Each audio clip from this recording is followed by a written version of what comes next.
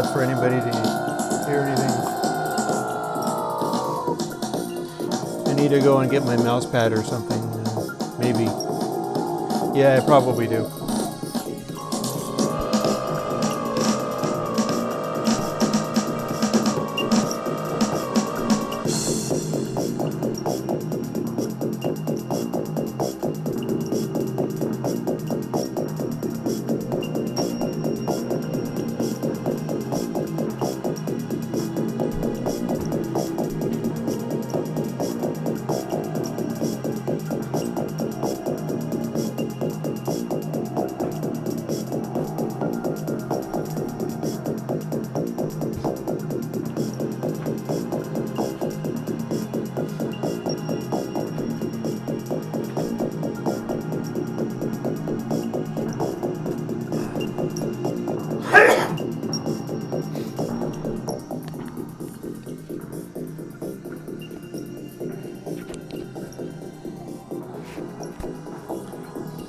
I had to throw another log on the fire.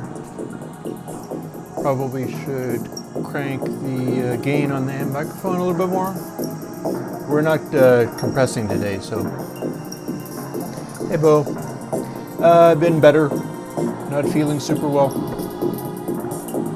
Not feeling super bad either, though, so there's that. I need to put this down where I can get at it. Because this is what the mouse sits on.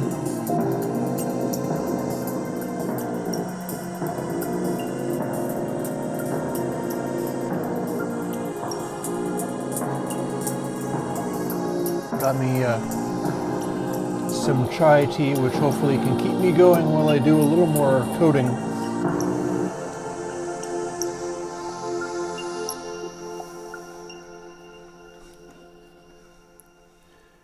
This music has been Rain Dragon from my Dragons album. I'm seriously thinking about when I start giving folks, no man, I'm just tired. I'm just tired. I need to sleep, but I can't sleep yet because we got some things to do. But I'll grab a nap later this afternoon, I'm thinking. I think I can also fiddle with this camera a little bit. There we go. Zoomed in. Yeah, so hi anybody who's here. I need to also put this to live chat rather than top chat. Not that I think it'll necessarily make any difference, but I prefer to do things a certain way.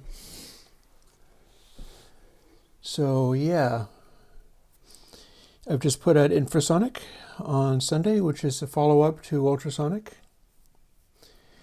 Yeah, well, I mean, Lorenzo, this is, it's just kind of how it is, you know? I mean,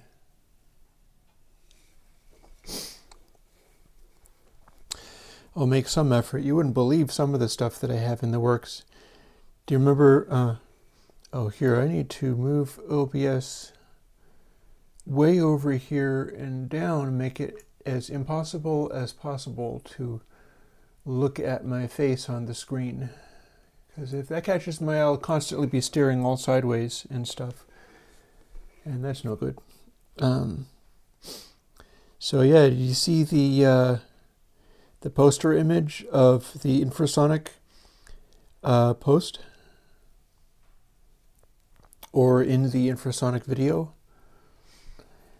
I got some of my wire in. That's a 10,000 foot spool of wire. There will be more. And I'm also working on, let's see, figuring out how to make the perf board that I'm designing synthesizers around fit IC chips properly. So I'm kind of fussing with that. I'm also fussing with coming up with ways of making a power input and a audio output, although these kind of have to be designed in such a way that they're sideways on the perf board because this is flush. So you can't actually plug anything into this unless it's one of my homemade cables. So it needs to be sideways on so that it goes halfway off of the perf board, and then you can plug something in.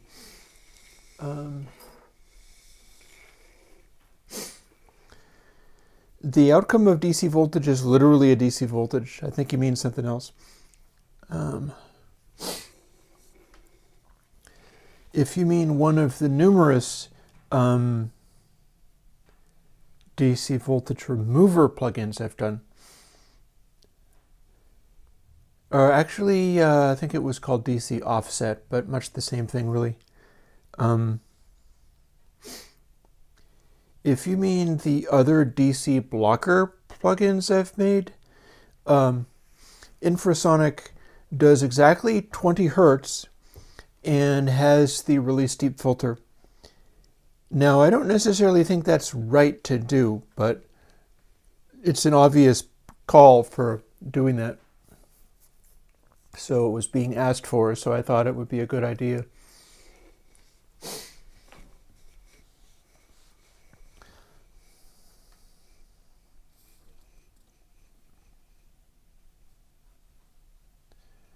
Nope. No such thing. Nope. That would take minutes to kick in. Oh, okay. That's not true at all then. That wouldn't take minutes to kick in. That would be immediately accessible. There's a catch. DC voltage means you figure out what the DC setting exactly is and set it to that going in. So that's not really a practical solution. I mean, fixed DC offset isn't necessarily what you're going to run into, so it's not really a practical solution. DC voltage as a plugin, all it does is add a value to the signal. I keep staring at my face in this. It's maddening. Stop that. There we go. Yeah, unless you know exactly what voltage you're offsetting, it's a dangerous thing to be doing. Pretty much mostly what you'd be doing by using the DC voltage plugin is setting yourself up with another kind of DC offset.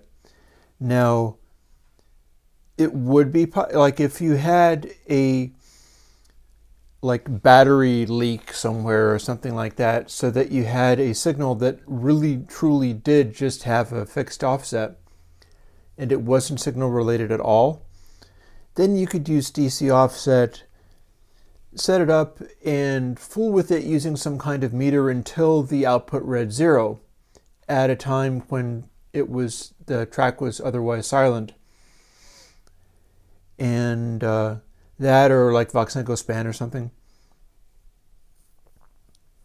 But in general, that's not a practical solution to a problem, especially not for stuff like the console variations that are producing DC off of sawtooth waves, because those aren't a fixed DC offset. Those are varying around wildly.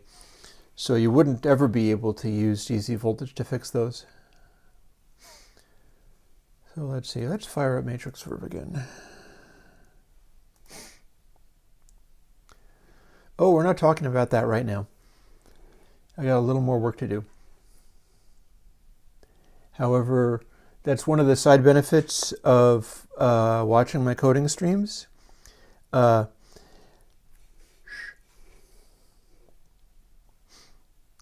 Although it doesn't really take a rocket scientist to figure out that I'm working on something. I've been talking about it in the ultrasonic comments. That said, ultrasonic continues to be a separate plugin.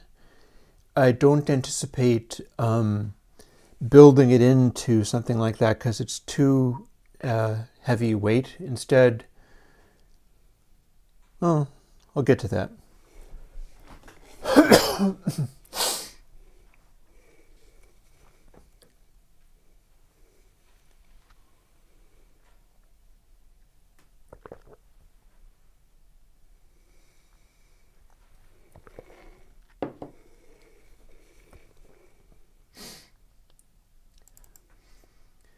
let's see where we're at, because I do have a particular plan in mind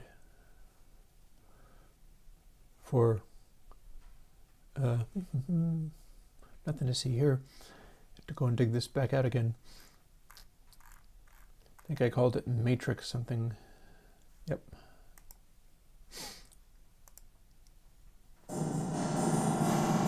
I do have a plan for what we were to do with this.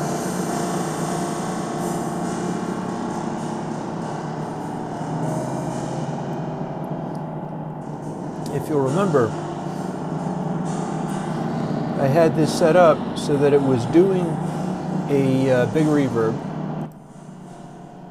And in fact, I'm using the time constants from the Reverb implementation, the comb filters in the Reverb, which are sort of repeating delays, are a set of values, and I simply used those for the matrix, and then I set up another matrix just to use the rest of the Reverb parameters.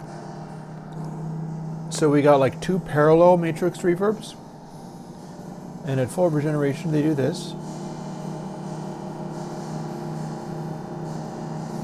And then as you start including this thing called matrix blend, they feed back into each other.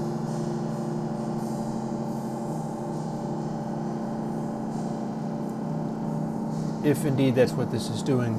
I think maybe I took that out because it's not doing anything now. I think I had set it up in such a way where regeneration of 1 is full sustain.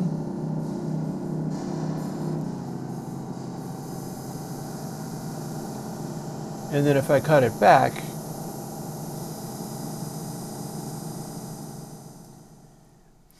I was cutting back the regeneration on the reverbs, but it was also feeding them into each other, meaning that I started to get into a weird chimey zone. And this is where I left it off, that I had the reverb matrices feeding into each other, but doing that hurt the sound.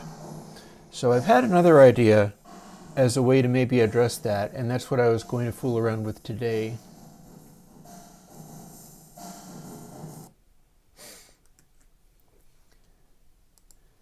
I was going to see whether I could maybe do a all-pass filter.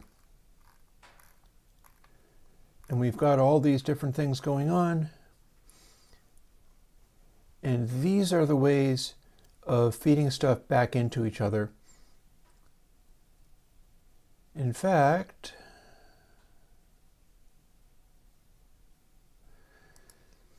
we could have them all literally feeding into each other, but when I did that, it sounded bad. And if I commented all of these out, it would start sounding like 2 separate... Oh, we'll see you later, Lorenzo. This will stay on my website, I mean the YouTube channel, so you can go and look at it later if you're interested in seeing where this goes and follow it. So if I comment all these out, which I suppose I might as well do to get rolling.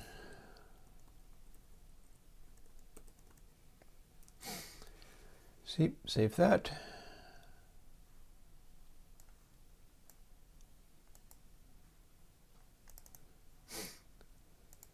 Oh, we do need to build it first. Again, I don't feel this is going to be one of my better days, but maybe patience is its own reward, and they're not all zingers, not all. Sometimes they just kind of got to grind it out. So let's see. What I've done is commented out the feedback stuff, and when we do that, the change in it is this, that we have this regeneration.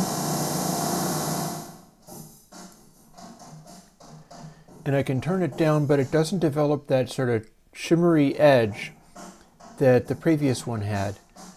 Because having the reverb matrices feed into each other is a way of making it more complicated.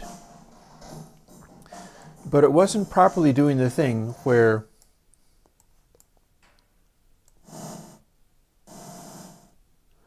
well, that's weird. Oh yeah, this is just an output gain, I guess. I was going to hit it with a burst and just let it sustain, but it doesn't do that.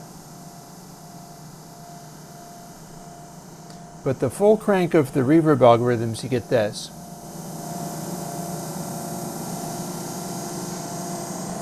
And then as soon as you start including this, them feeding back into each other, it gets sort of weird and shiny with an unpleasant quality.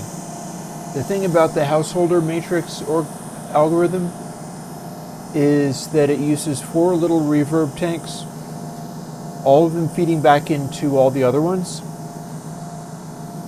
And this is a kind of sustaining quality that is not really producing objectionable, like nasty ringing tones or generally unpleasant stuff.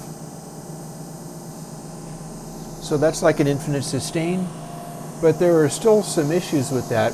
Namely, we're not using any all-pass filters. So here's one thing I can do by setting up an effect stack is that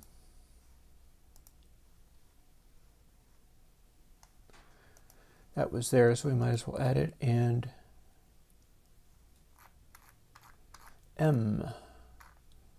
N-O-P, I can spell, let's see, MV. So here's the deal.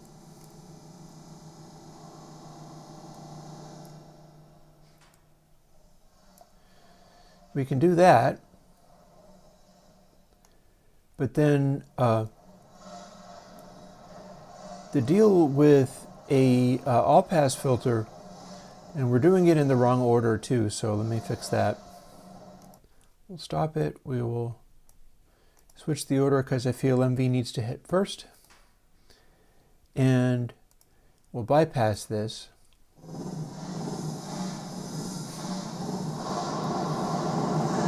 MV can go into like total feedback if you wanted to.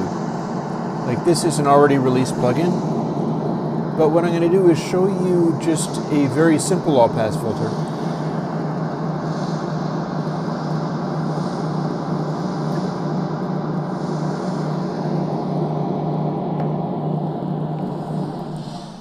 That doesn't sound like that. So we'll put the full brightness up, and then if we set depth down to a small amount,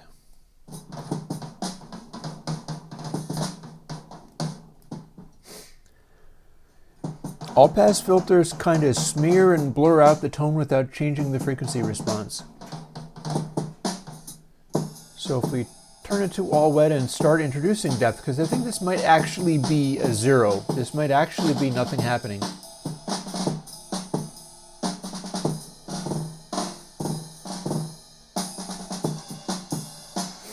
It's a little hard to tell because the thing is, it's not super easy to hear a all-pass.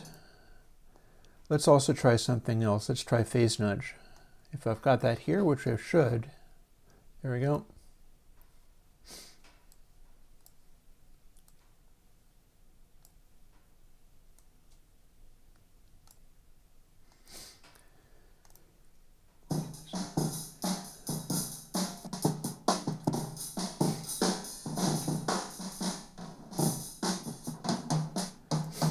So the deal with phase nudge is it is a all-pass. And unlike with MV, which is coupled to something else, I can like directly set the delay of it.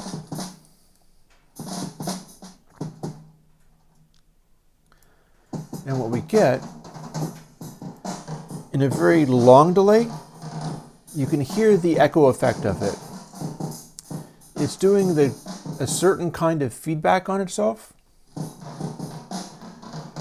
And usually we're using like a close to the golden ratio for the amount of feeding back on itself. It's a 0.618. And this is what that sounds like. But we can move the delay built into the all pass up in frequency.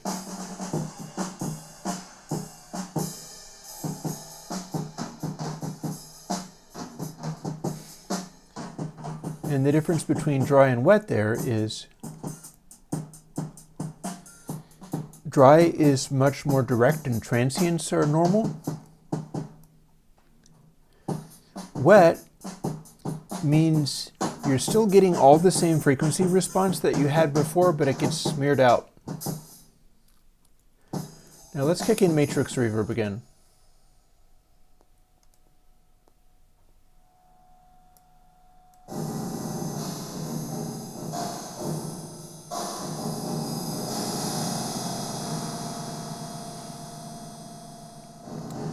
What happens when we're doing all passes and then also the matrix reverb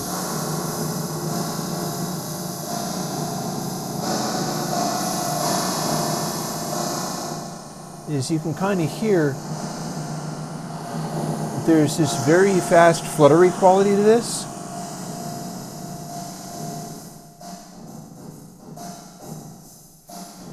And this is of course all wet. But if we kick in the all-pass filter,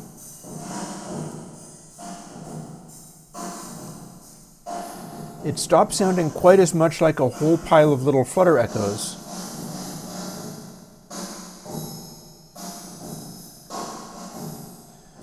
And it's got the same frequencies in there.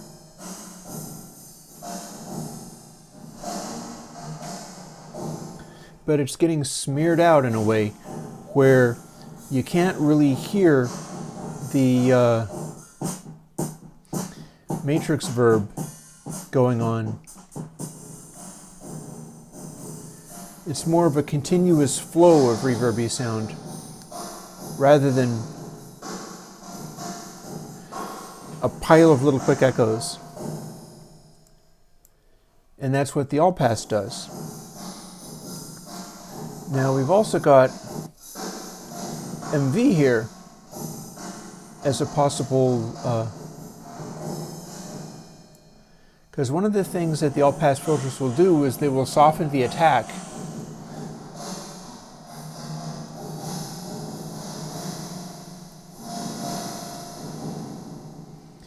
But if you're only using one length of all pass delay, you'll get some it'll kind of favor some frequencies. But you can hear how having that in there makes it a little bit, well, maybe you can hear it, I'm not sure how loud it is. You can hear that it makes it a little more smeary. Compared to without it, it's much crisper, and it sounds more like a just big pile of flutter echoes. So the thing that we intend to do with all of this, we had this feedback quality going on, and that's capable of making the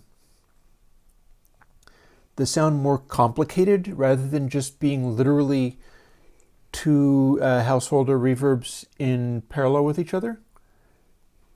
But what we can do is throw some all passes in there by just making a few more. I'm not sure how many more of these I even need to make, but I'm going A through H.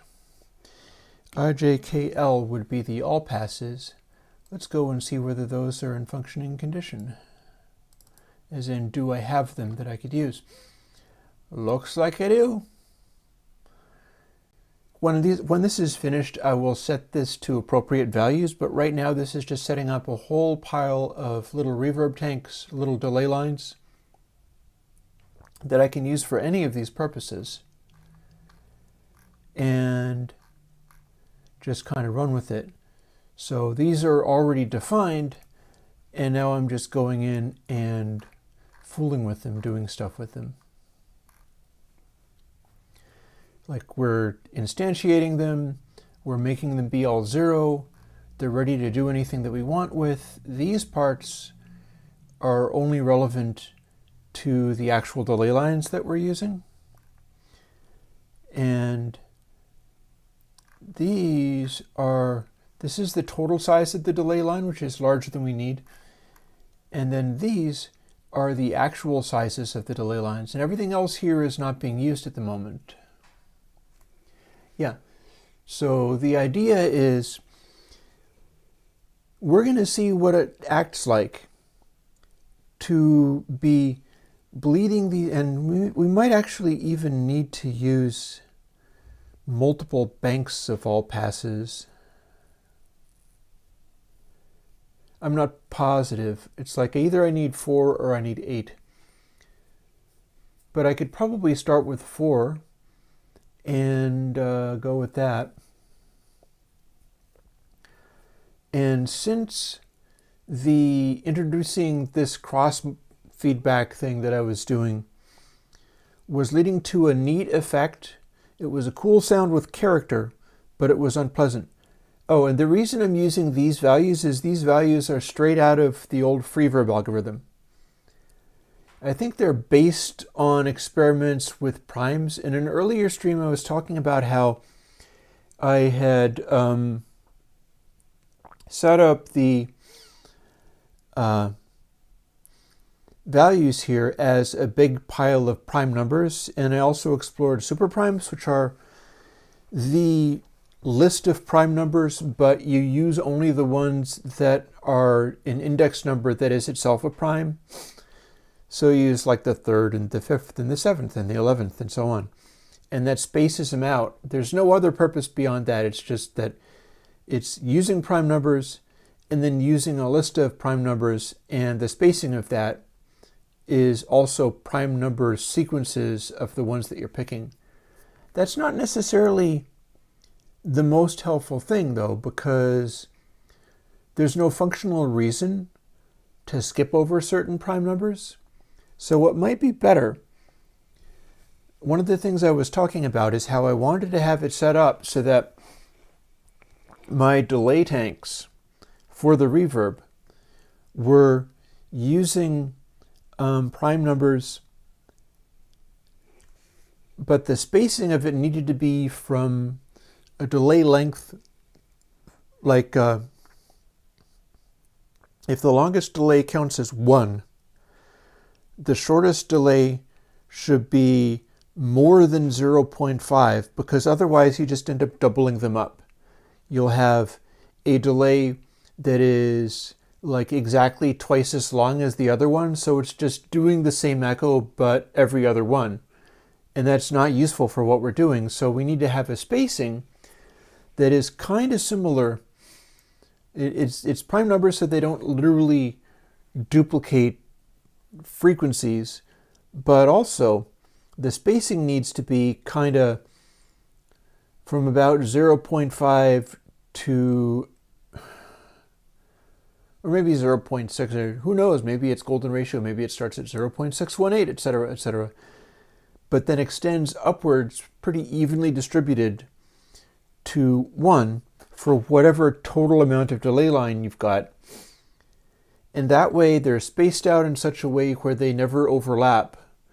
There aren't any that are happening like every time this delay hits, this other delay hits exactly the same but every other one, because that's not useful. Instead, they need to sort of, as they keep echoing, you want those echoes to not line up with each other. Especially since with the householder matrix, what happens is all the echoes feed into literally all the other echoes in such a way where if it works properly, nothing ever really... The idea is that the matrix doesn't end up with like a runaway. That if you feed them back into each other at 100% regeneration, they won't actually flip out and go to some large positive or negative value or something like that. they balance in a strange way. And that is through feeding all the delay tanks into all the other delay tanks, but I'm pretty sure the way it works is you feed back into your own delay tank at 100% regeneration, and all the other ones are inverted. And they wind up inverting and reinverting over and over again, and finally getting around to feeding back into the original one again. And that's called the householder reverb matrix. Now, the thing with the freeverb numbers that is clever, and I don't know exactly how they were arrived at, and I don't think they're prime numbers, because 1422 is not going to be a prime number. That's an even suffix number. Like 1188 is going to be divisible by a bunch of things, but they're probably evenly spaced in a particular way. And interestingly, 1.618 is the golden ratio, and this is pretty close to a variation on the golden ratio as his largest delay tank number. So you could say that this might be going down to a delay line of 1000, and then it would be a form of golden ratio across the full range of the delay tanks. Or not. It's hard to tell exactly how that works out. Like, is this working the way that it does because there's a possible 1000 value, and that combined with this golden ratio style value lines up with it in some way and has an undesirable result? But one of the things that you could do is also just take an arbitrary number of primes and go, at what point do I get to this ratio of like between 1 and 1.618? At what point do I get a range of prime numbers that if you scaled them up or down, you would have all prime numbers that wouldn't divide into each other in any way, but they'd also cover that exact range? And that might be something that we could fool around with today. I'm not really positive. It's certainly a thought, because the deal with that is it opens up another possibility. Namely, if you have, because as you can see, the freeverb numbers are not actually all primes. So if you start with a base number of primes and you select your numbers that cover that exact range for however many of them that you want, like if you were to pick a very small number, like, 7, 11, 13, 17, that's going to cover the range that you want, but there's only about 4 or 5 of them. And by the time you've like 7 and 17, that's already more than a ratio of 1.6. So 7, 11, 13 probably already gets you pretty much there, and that's only 3 values. But if you had those 3 values, the ratio between them is a prime, so they are maximally avoiding lining up with each other. And then you multiply it. You go 700, 1100. You don't want to continually randomize the delay line numbers, although I do have them going through a small low-frequency oscillator. They're being adjusted very slightly relative to each other. They're kind of wiggling because they're all following a slight sine offset that is just gradually applying a low-frequency oscillation to the pitches, because when you move a delay line, it changes the pitch. You have a delay line here, and you move it closer to real time, that pitch is going to go up because your audio is going through, but then you're catching up on the point where you're feeding in the values. So going closer to real time is increasing pitch, and dropping away from real time is going to lower the pitch. And that's the real purpose of fooling with the algorithms in that way, which is something I honestly feel like What ends up happening in acoustic spaces has a lot to do with differentials of temperature. Like right now I've got a wood stove over there, and when I started doing the stream, I needed to go and throw a log in there and keep things warm. And that means it's hotter in that side of the room than it is on this side of the room. And over by the window, it's quite cold. If I'm not mistaken, audio frequencies going through changes in temperature will have a similar effect in that it will drop or increase the pitch. And heat in a room is going to also behave with some turbulence, so that'll give you the randomness for it. And the so let's see, Sense, Bo, and Stephen, you're asking a bunch of cool questions. We'll keep talking about this. Resultant resonance between them all. If you can avoid having the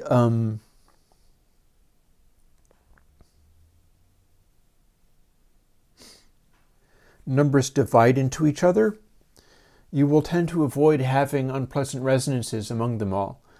Although the way to really truly avoid it is to make sure that all of the sample delays are literally prime numbers. But we're dealing with echoes here. They're spaced out enough that I'm spaced out enough today, Jam. I need to have more cups of coffee, but I really shouldn't. It would be bad for me.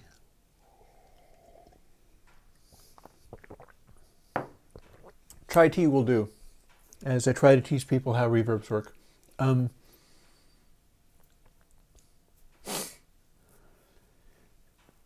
I think that the pitch changes in algorithmic reverbs parallel real things that are happening as far as inconsistent temperatures in a room, especially large, like we like these large reverbs, but the really giant reverbs only sound great when the pitch is really wobbling around quite a lot. At least that's what I found. Like I'm in my jams and stuff, I'm running a MIDI Verb 2 with the big old 15-second reverb in there.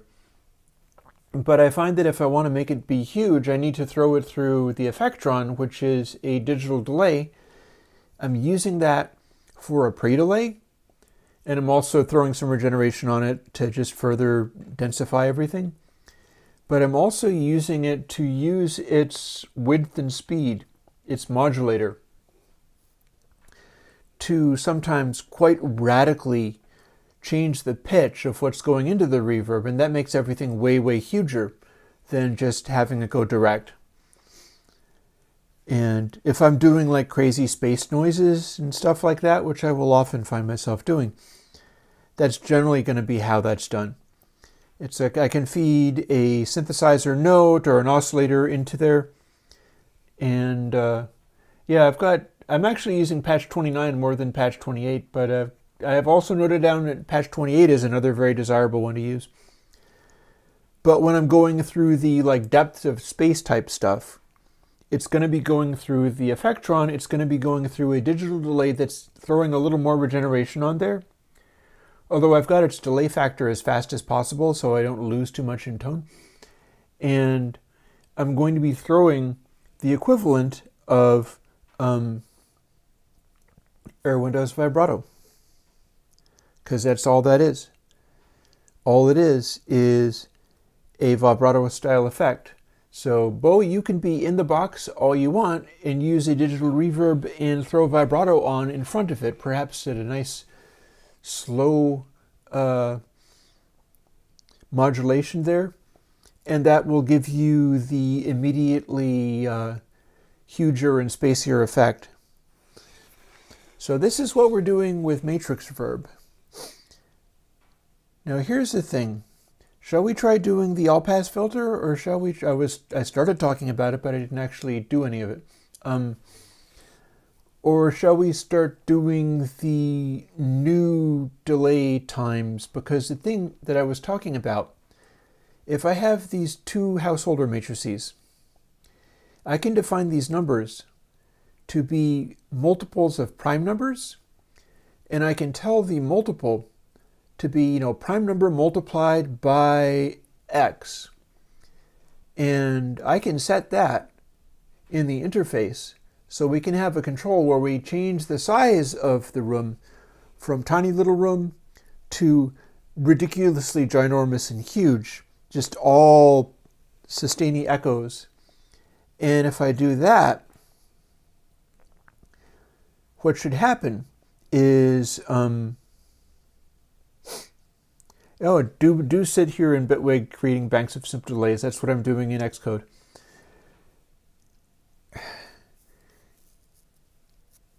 If I can sustain the delays out, but have them be the correct way, what I could do is set up a test thing.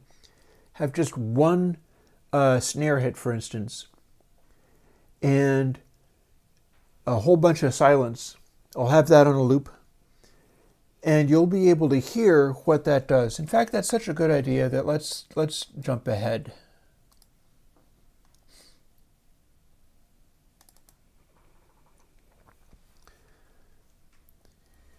Here is our audio.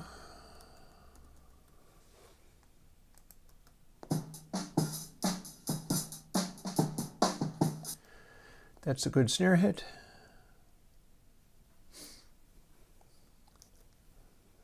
Let's copy this to, well, duplicate it basically. Here's the snare hit we want.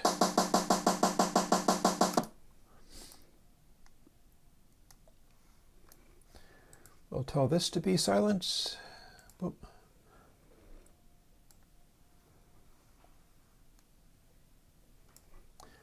And we'll tell that to be silence.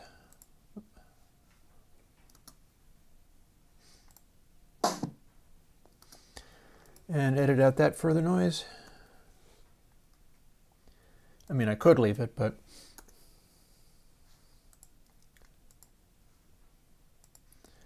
clear the markers, and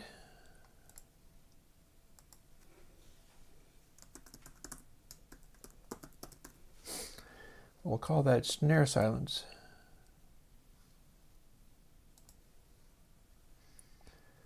And that's going to be sitting around on my desktop somewhere, so I'm going to want to move it to where I can find it, such as over here. Now here's the thing. I can fire up, I don't think I saved that effect stack, but we don't care. Straight up matrix verb again.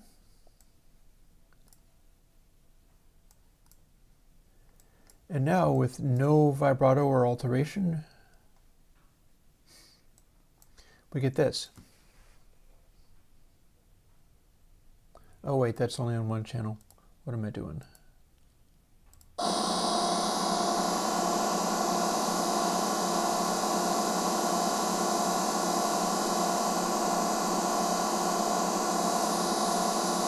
You can probably kind of hear that.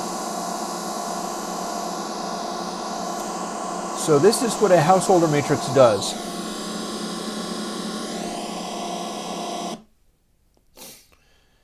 We just hit it once, and it's sustaining forever, but it still sounds like that hit.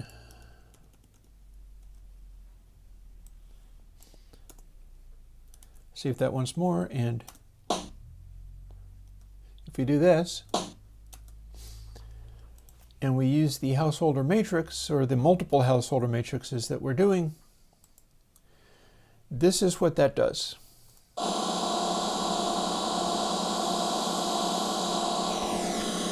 Permanent sustain, but it still sounds kind of like a reverb.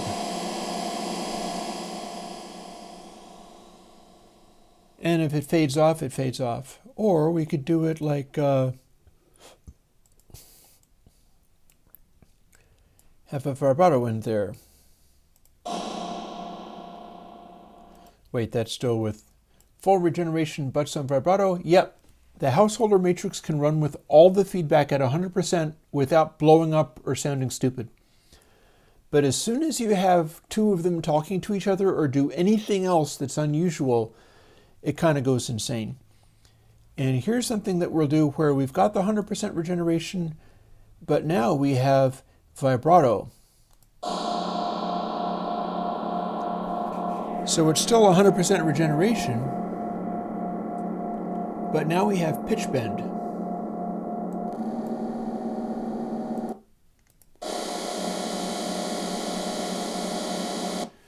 That vibrato speed is so low and nothing's happening. Let's try this.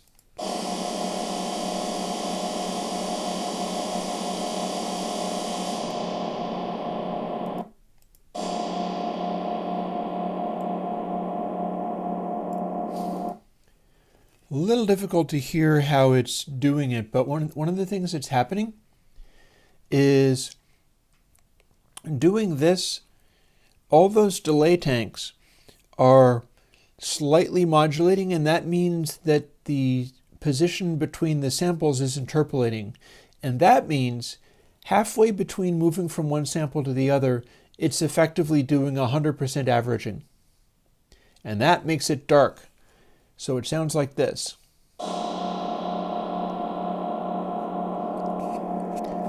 All that high frequency stuff just plain went away. But it's still the householder, it's still 100% reverb. So what we get is sort of a cavernous, endless cavern thing going on. And none of these frequencies are going to go into feedback and sustain forever. It's just very slowly fading. This could possibly be used to somebody. Let's also experiment with something else. Vibrato depth and vibrato speed at 0. At some point, it should change from the sustainy one. Again, that's 0 vibrato speed. But there is some vibrato depth in there.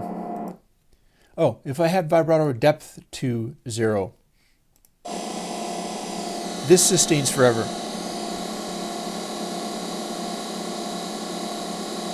See?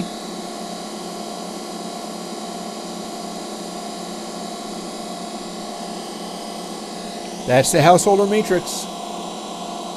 It is just feeding everything back into everything else at 100% volume. And the way it's arranged, and I can show you that here.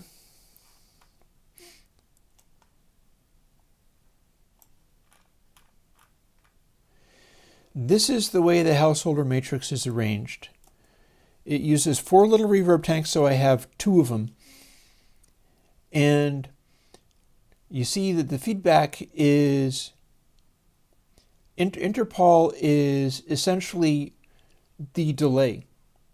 So it could be just a straight up echo, but this is the way that I have it able to move from sample to sample. I could also make it be and now what I'm wondering is whether it would be worth trying.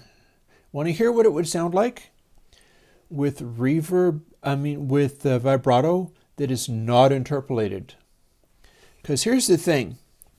Some reverbs have benefited from having stuff going on in them that is not like smoothed and interpolated and clean. You've got like low-bit reverbs, like 12-bit reverbs that actually sound amazing.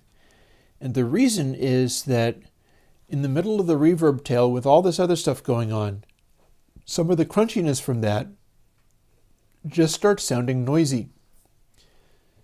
So it winds up acting like it becomes a noise source. So let's take a moment and do a little hack here.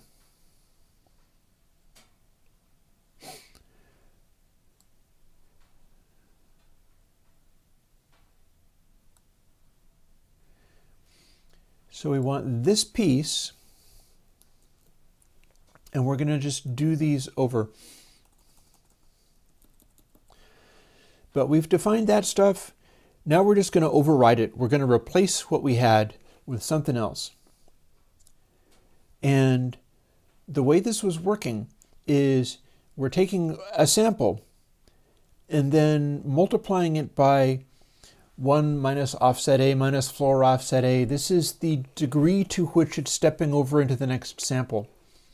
If we skip that stuff, what we're going to get is let's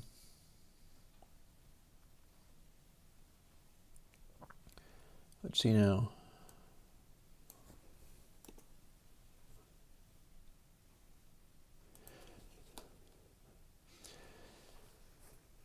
Working A is the part that moves. Working A larger than delay A, question mark, delay A plus 1 or 0 is the way where we can skip back over again to, we're using a delay buffer, and this is how we don't have to make it a double buffer or whatever, is it'll check and it'll make sure whether it needs to skip back and forth. And if we do this, suddenly Interpol A is no longer interpolated at all. This now becomes just one sample until the pitch bend steps to another sample, and so on. It's going to skip between samples, and since it's not interpolating it, that's going to introduce some noise. So our next magical trick here is A, B, C, D, E, F, G, H. We're going to go through and tell them all to be the relevant answers.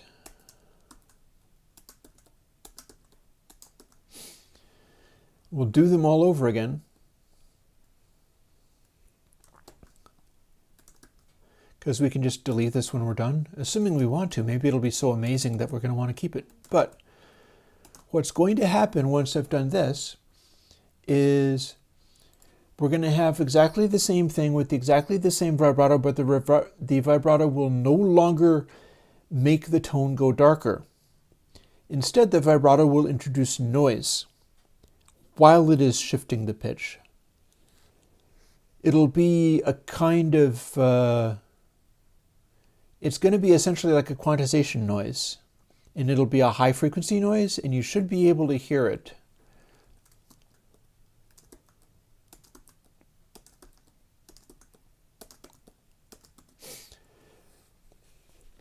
And as you can see from up here is the part that's interpolated, that's smoothed, that goes into the averaging quality. An interesting side point of that is that the averaging quality isn't consistent among the different levels.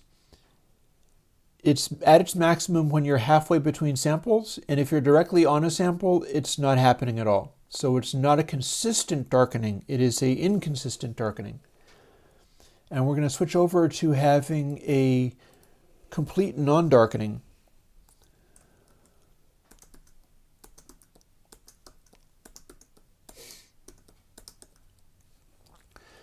Doing this.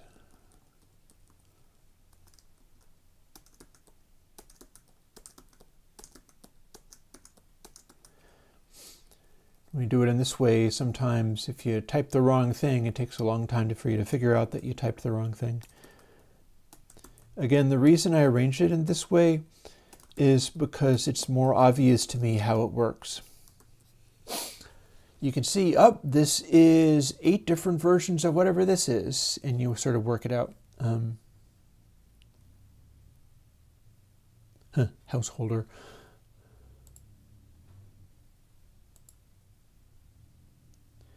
And I screwed up, so let's see what I did wrong. Oop. I see what I did wrong. All of these need to have semicolons after them. That's a very silly mistake. However, that's quickly fixed.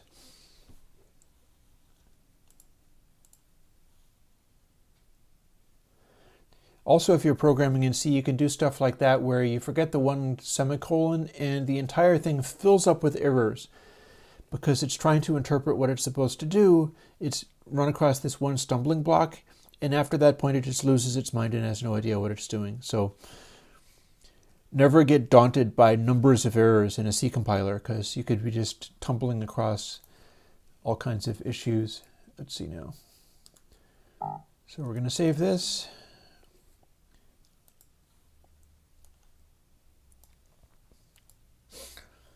Copy this over.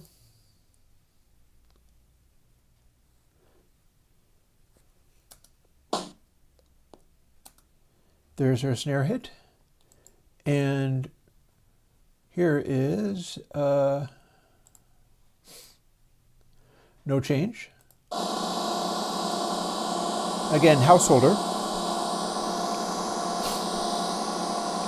It sustains forever unless you tell the regeneration not to sustain forever. And now if I include a vibrato speed and depth, rather than going dark, it's going to do something else. Let's hear what it does.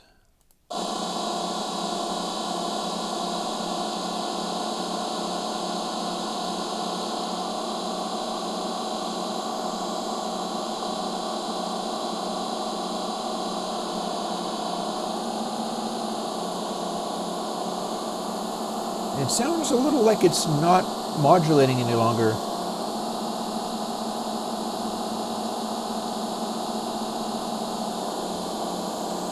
But you can hear very much the same kind of tonality, but there's a noisiness to it as well.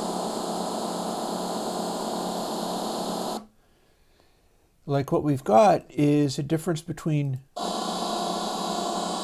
this and this.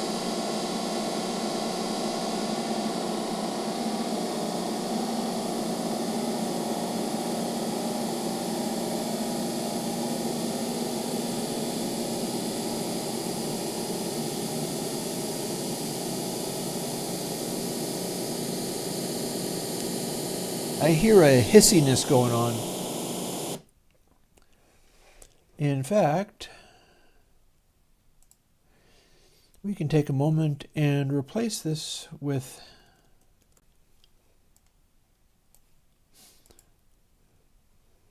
I'll have to remember not to save this.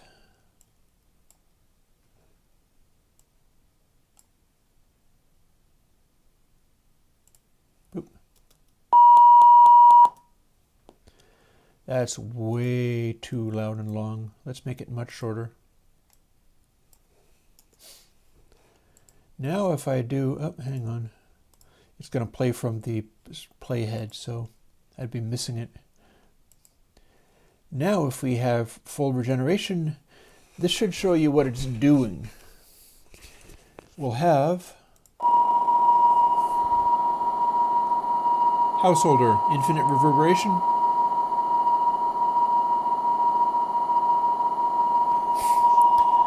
But if we start vibratoing it, we're going to start hearing noise.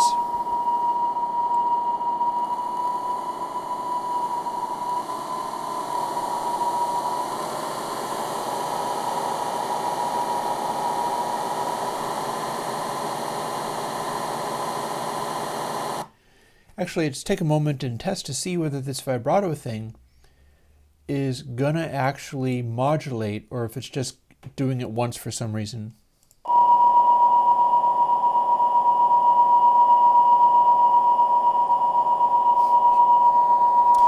Feels like I have to move the vibrato depth to get it to do something. This is not a fast vibrato rate.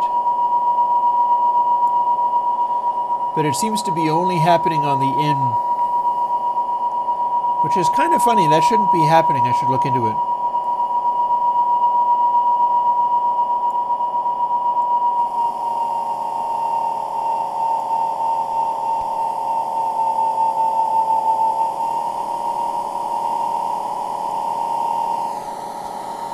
Now you can hear there's a note, but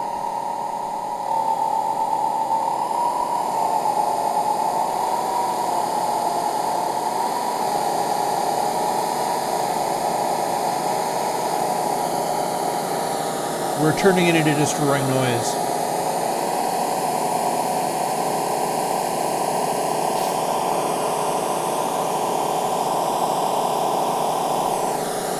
And now out of our note, we got nothing but noise.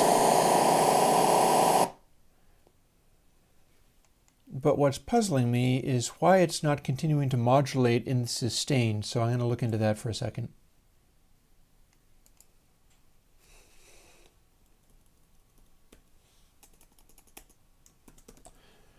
We'll call this one note silence.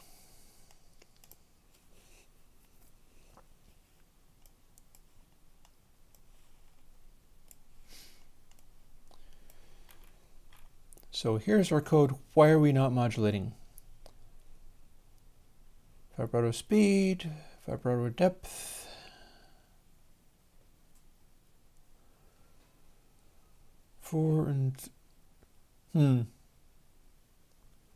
Oh, never mind. I know what I did wrong. Do you see where I did this wrong? And it's not really wrong. I just changed it from what it was.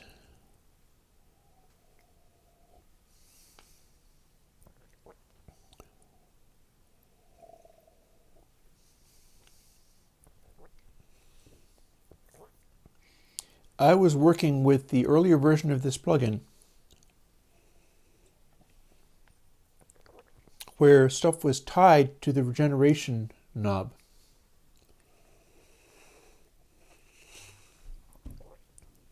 And I had it set up where if you had the regeneration on full crank, there was always no vibrato. As you continue to drop it back, the vibrato started coming in. That's not what I want right now. So we're going to put it back to what it was. Or at least something resembling what it was.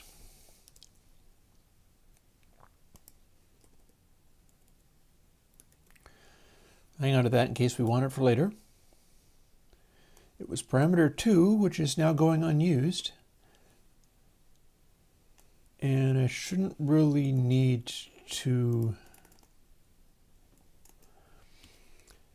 do the power factor on that. Now this should give me a more effective way of dealing with some of this stuff. Namely, the vibrato thing will work now. Except for I have to quit the program to be able to change it. There we go. It complained because the item was in use. And it was indeed in use.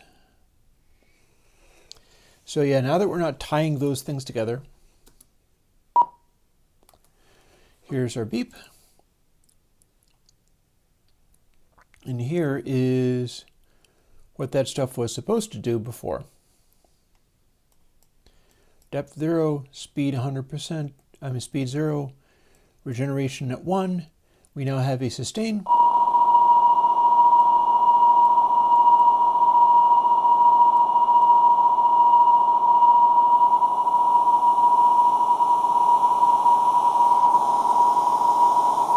And now all of the delay taps are shifting slightly.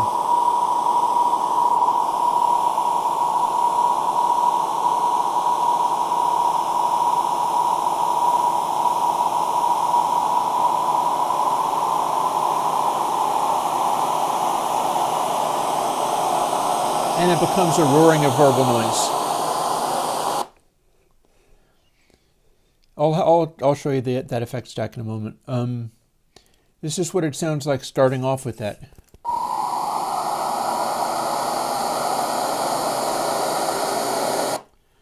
Or we can do a smaller vibrato depth. A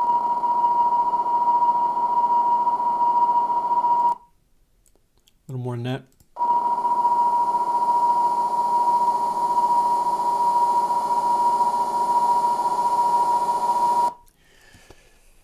Which means we could also do something else interesting.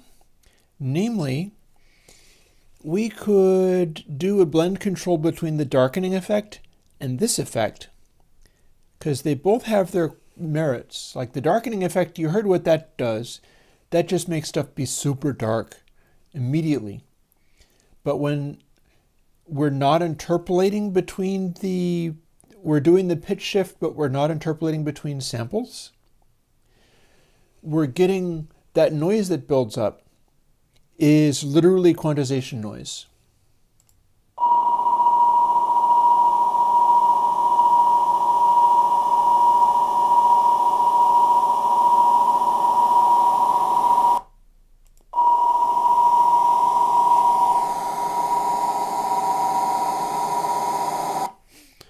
Or we could do a really slow speed.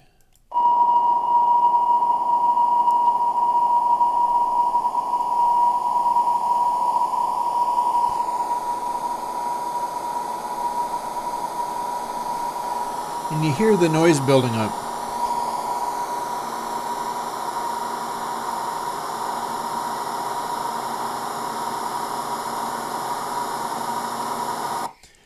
and it'll build up until it's nothing but a roar of noise. But when we have regeneration on full, that's just what you're going to get. Since it's a householder matrix, or technically two householder matrices in parallel, what's going to happen is it's always going to just keep sustaining it, but the small changes that we make here are getting included in the feedback. By contrast, with some regeneration on, more regeneration, I think.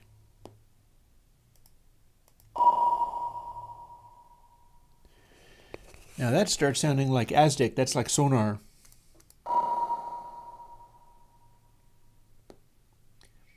And for some reason it's clicking at the end, so I'm curious what it's doing. I'm definitely hearing a click. So let's apply this and close it, and then go and look at what it looks like during that click. I could have selected a smaller amount of this, but that's fine.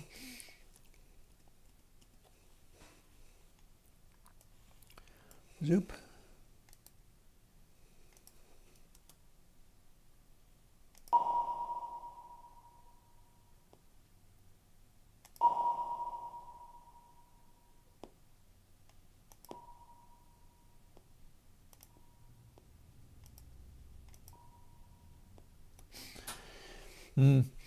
I think that noise is like the speaker doing something. It does not seem to be. In fact, I can run a span on this.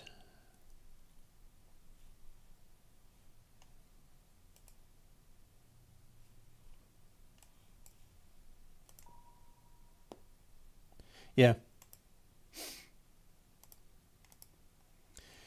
See, we've got our meter here and our meter there. I hear a click, but it's coming from my little stupid speaker here.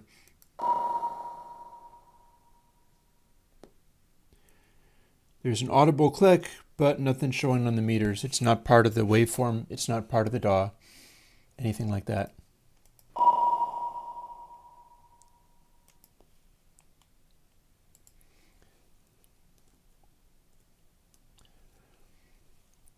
Let's quit out of there for a moment. And we already have a new thing to try then, because, let's see now, firstly, depth factor param 4. What do I have for param 5? Am I even using it at all? I'm not sure I am. Do I have it labeled with anything? Yes, I do. So we're going to rename this from Matrix Blend to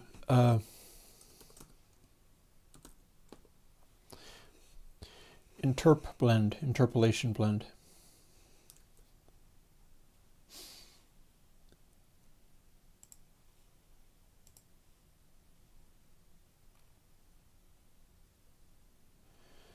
And blend was unused, so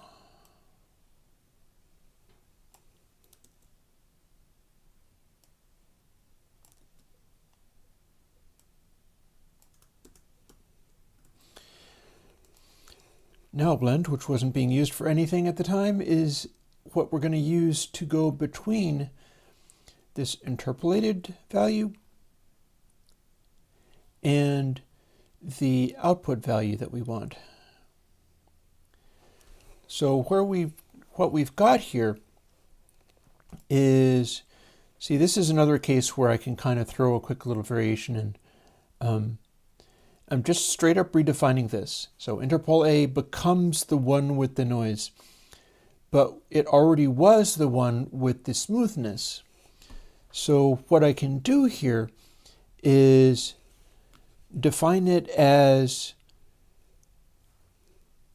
itself times blend plus this new value times 1 minus blend, because it's going to work out everything on the right side of the equal sign first and then assign it, so I can have it working on itself. This is how the IIR filters work, which I think there's some up here earlier. No, I guess not. Yeah, we don't have any IRR filters sitting around in this, but that's how that works. It's like Interpol A equals Interpol A times 99999 plus new thing coming in times 0001. And when you do that, you get most of what you already had, but a little of a new something. So we're going to do something similar there. Namely,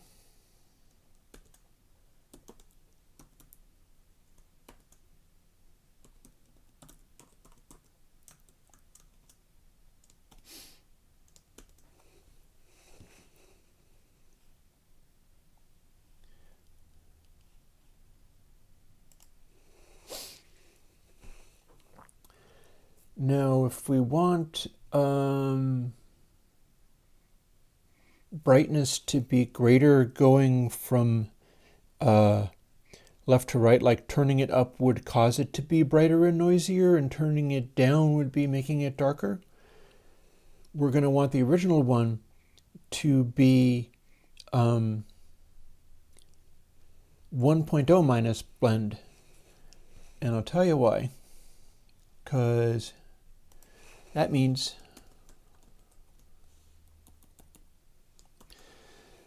that if we have it all the way down, it's 1.0 minus 0 times Interpol A, which is the original darkened one. And we're adding as little as possible of this raw sampled brighter one. I don't think I am. No, I think the modulations are always plus whatever it is that we started with. So our code is going to look like this times. And now we have this bit here, which is going to let us control between these two things.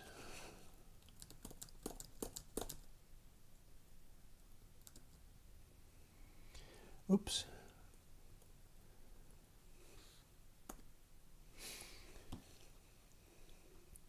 And now what we're going to want to do is copy this off and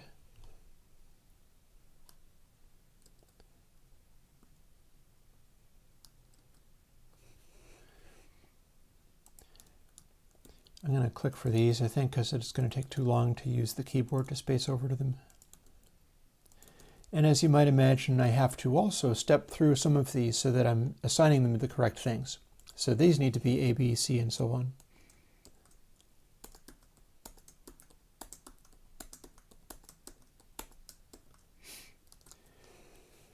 And this should work. Let's find out.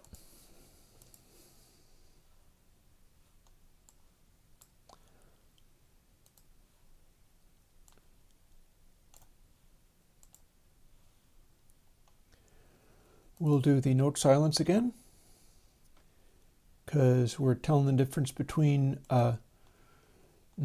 pure note, which isn't going to be affected by the interpolation, and the noisy stuff, which actually, no, that's not even true. The pure note will become darker with the pitch shift. So yeah, regeneration full. Vibrato depth, this will do. Interblend, 0 for darkness, 1 for brightness. 0 sounds like this.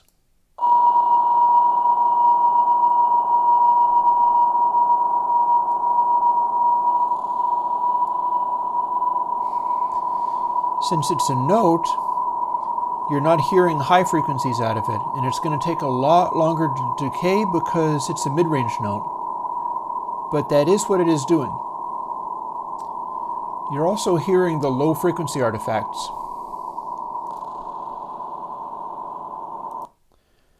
Interpolation blend on high. We have the noise coming in.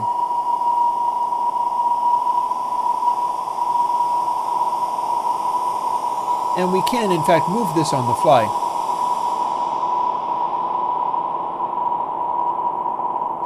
Dark, bright.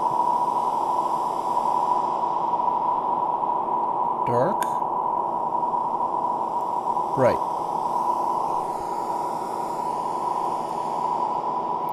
So this is actually a handy control. I'm not sure anybody's done this control before, but I like it.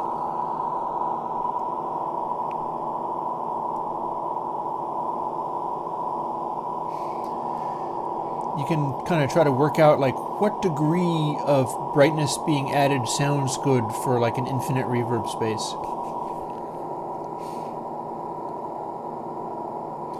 So this is one of the things I was also going to do. Might as well give it a shot. Although I feel like it might be fun to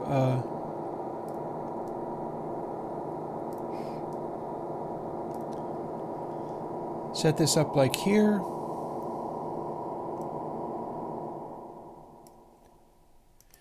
And if you had this intermediate setting, I think it is a control to keep in the final version. I think we hit on something that is nice.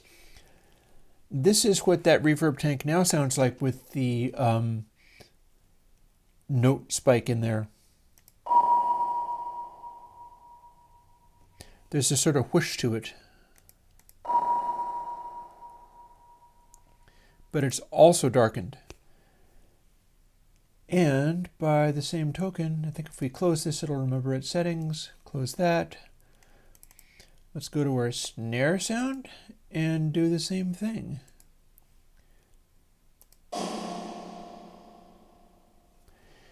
Now that's starting to sound like a reverb.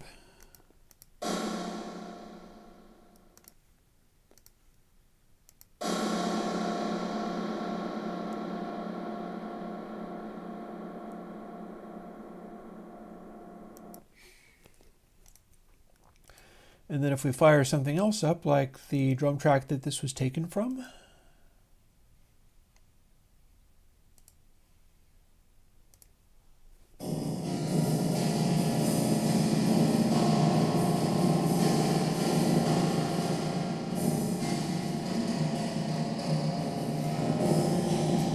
we can start getting into a pretty big sounding, spacey sounding thing.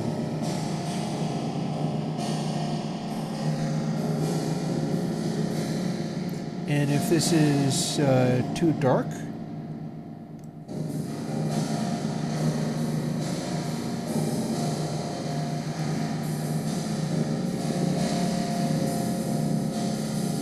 and if we go to full interpolation blend,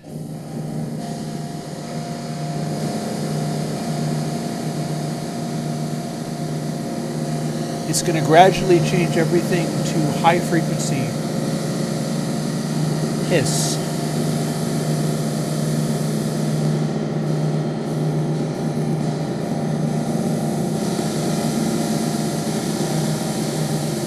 Or we can get the vibrato down.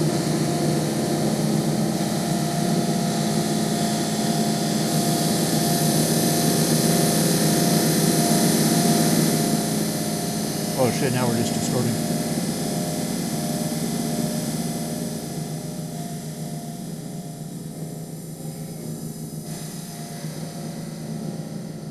Now this is, I guess vibrato depth must be leaving it on something. So our full dark is like this.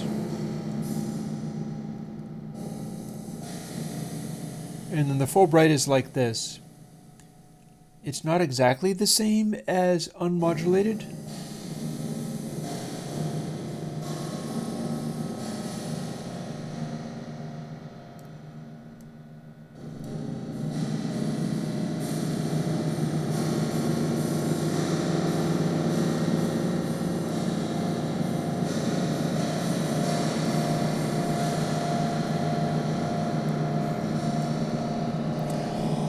Yeah, you know, one thing you could do, here, let me stop this.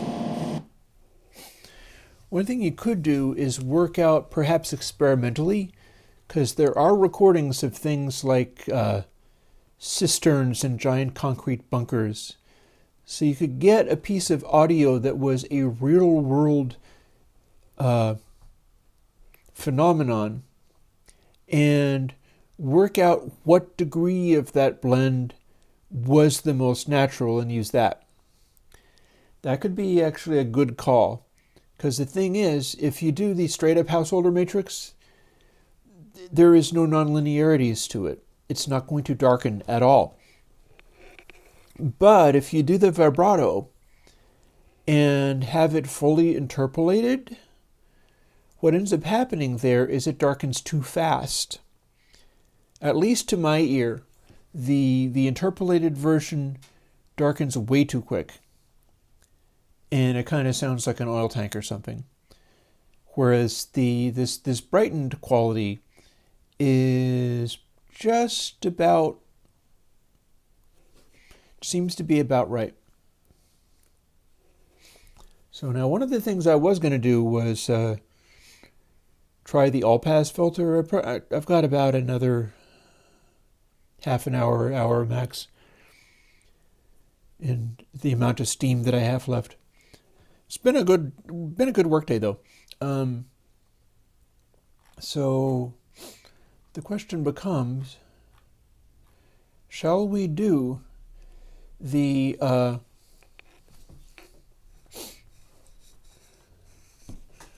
all-pass filters, or shall we do the spacing out things with degree of primes to the size of the golden ratio? And that sounds like a pile of gibberish, but I will explain it. I'm going to fire up a internet window.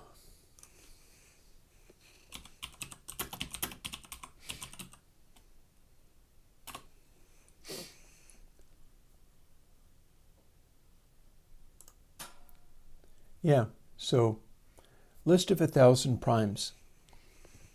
So what I'm going to look for is a set of primes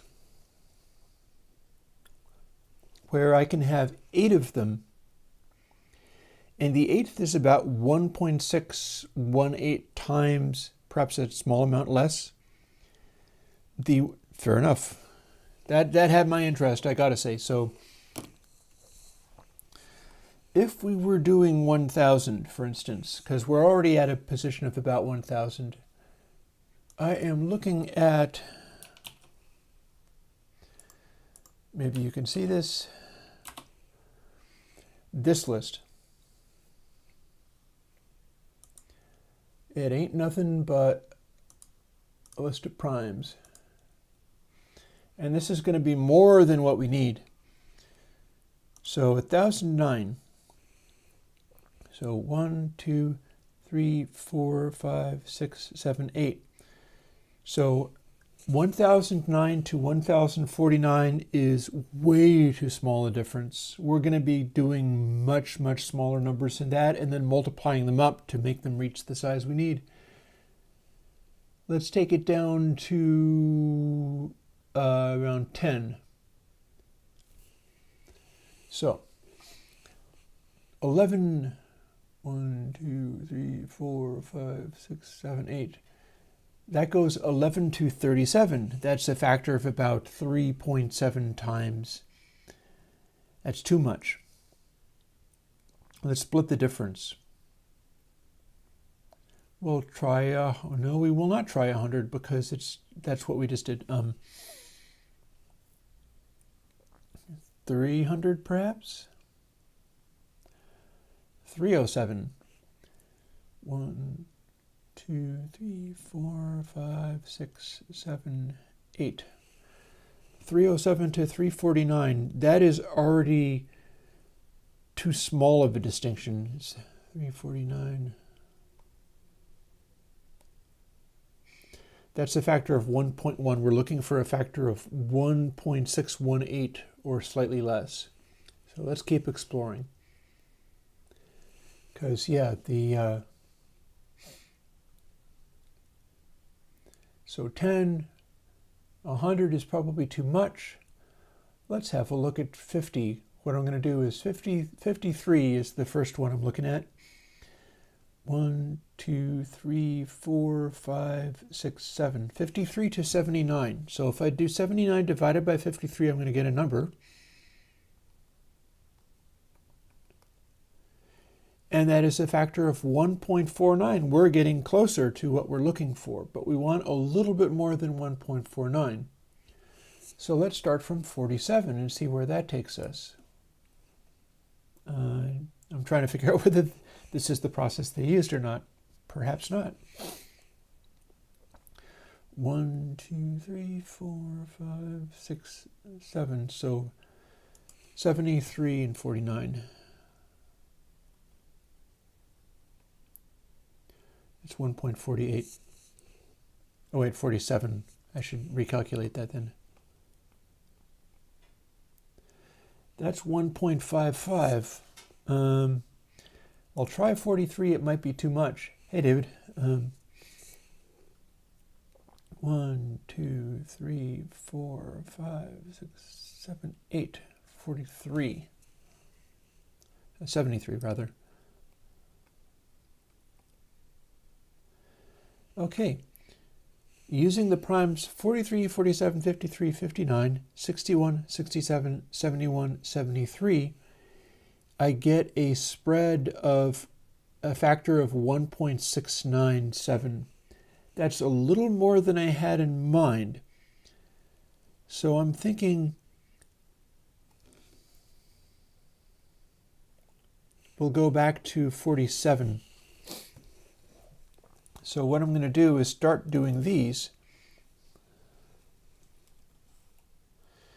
And I'm going to do them as tens.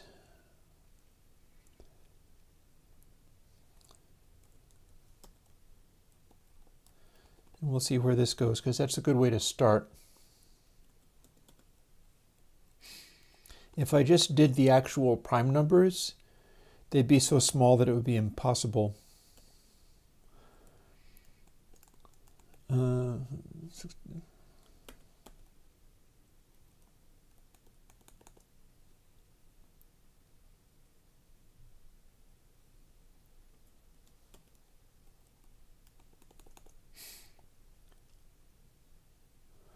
Hang on, I think I wanted to start with, yeah, I'm using 8 here, so let's see now.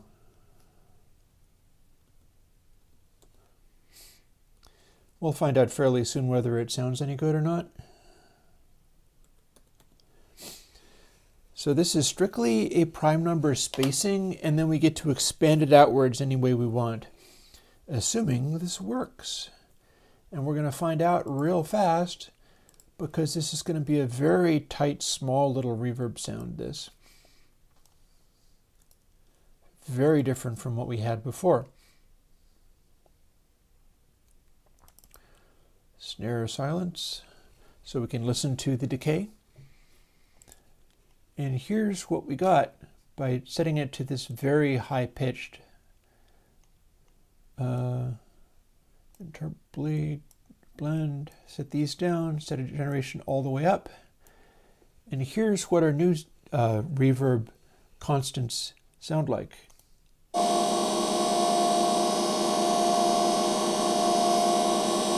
Okay, that's kind of obnoxious, but it's continuous.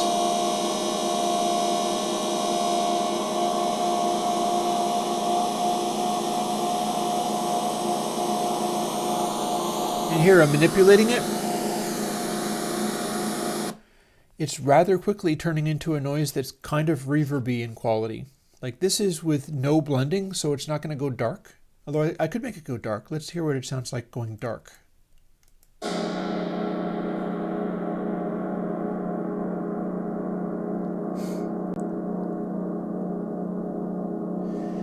Yeah, this is usable. So this is about how the taps relate to each other. I'm starting with 47, I think. Since I'm using 8 taps, I'm selecting a range of taps that space out between, let's see, I can't copy off of that, can I? I don't need to copy off of that because it's literally being shown elsewhere. We'll stop this. These are the numbers I'm using, and I'm going to want to reassign them. Yeah, it sounds like a gong, but it's not making like ringing, honking notes. Instead, it's continuing this sort of space. And these are much too small values for a reverb tank. You remember that the ones that we got from Reverb were in a similar kind of range, but they're much bigger. These are smaller, so this is going to heighten, like here, let's do an even crazier thing.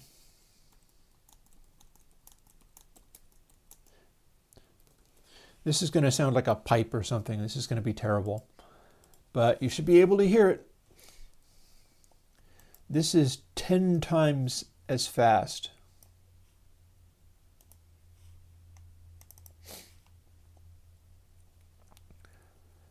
And it'll probably still do kind of what we were talking about. This is going to be a loud clang, so forgive me, folks.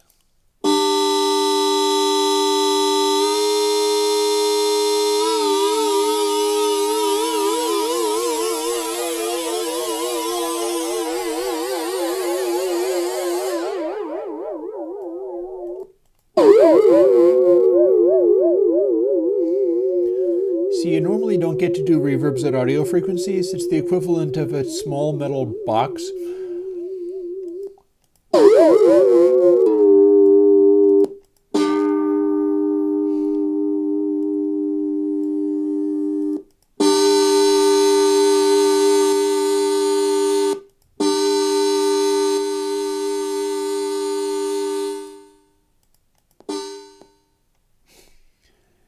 And that's not desirable. So what we're going to do is quit out of here without saving, because that'd be a terrible sound to save. Just randomly grab this because we're going to use the code elsewhere. And we're going to use slider 6.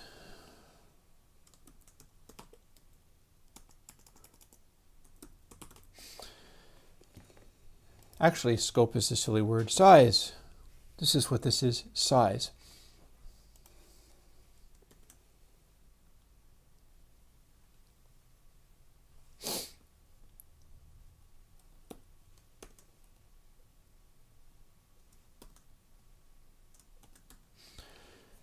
So the size will go from microscopic to 11 is what it's going to be. So let's make it go from 1 to 10 then. However, 10 only gets us to, let's go from 1 to 100. Now we have a size control that we're about to use. We can recheck it every time we go and recheck these controls, and I wish I remembered how you delete. There's some kind of control where you can delete boxes of text in this way, but I don't know how it's done. So I'm not going to worry about it. Instead, I'm just going to step through this bit by bit, even though I can't do it with my keyboard controls like I normally like to do.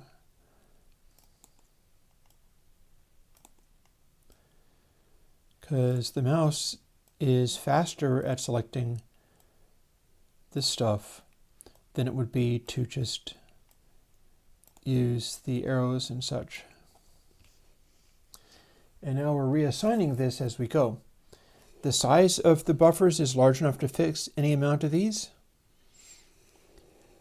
So what we want to do is go times size for each of these. Actually, you know what? I can do this faster by including this as part of my calculation.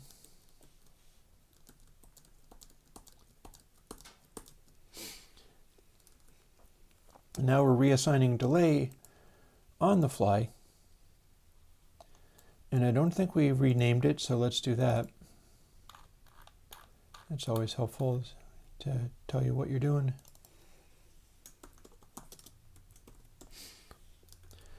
There's our room size. And now I should be able to demonstrate one of the things I was going to tell you about.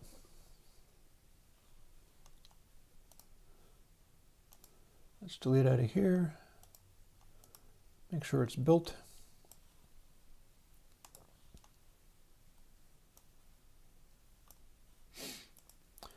place it.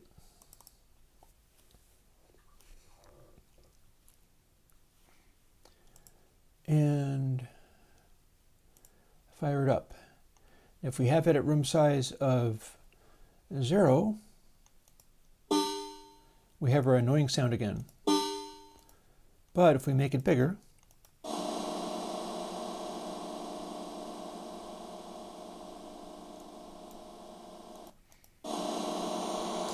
we have a sustaining householder reverb.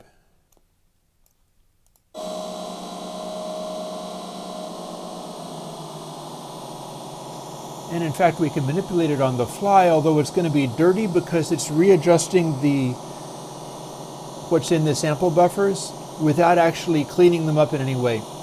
So if we get frisky with this, it's just going to make a lot of really ugly noises, which have turned into nothing but hiss. So that's fine.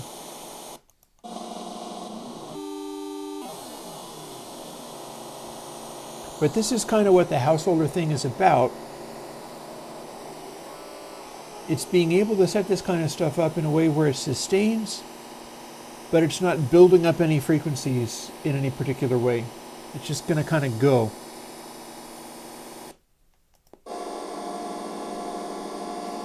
So we can select such a size, and we can have this infinite reverb, and it'll just keep doing its thing.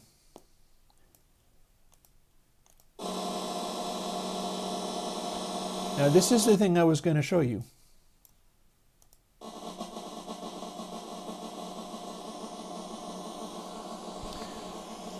Let's give you another shot of that.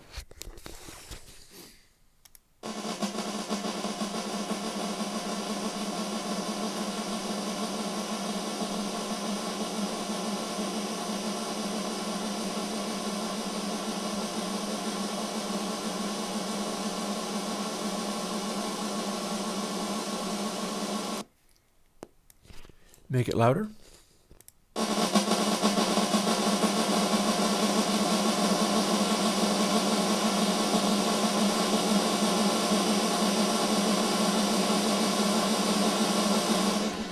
This is the pattern of the householder matrix. It's just stretched out really, really long. So the way these interact with each other, because it is spaced in this this prime style way, they're not overlapping each other, so these echoes that you get, you can hear how it's turned into a wash.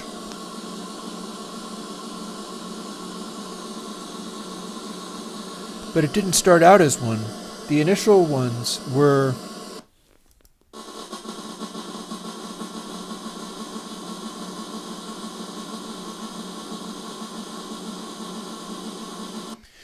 there was a pattern there to the reverb hits.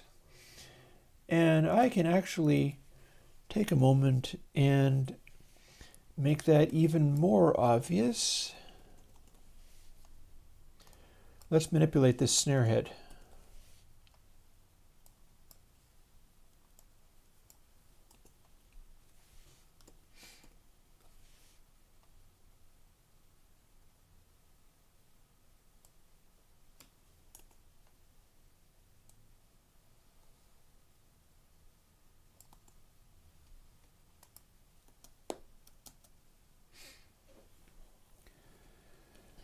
Not great, but it'll do.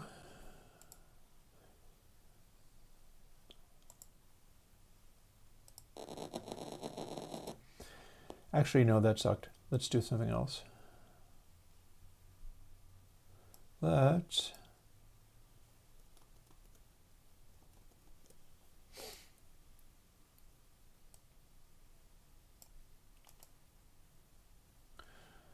stop selecting automatically to zero crossings and try again.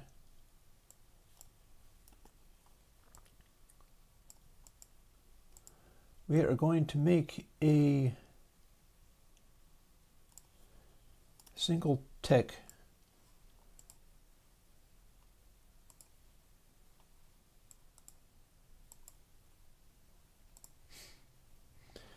So what we're seeing here is kind of interesting.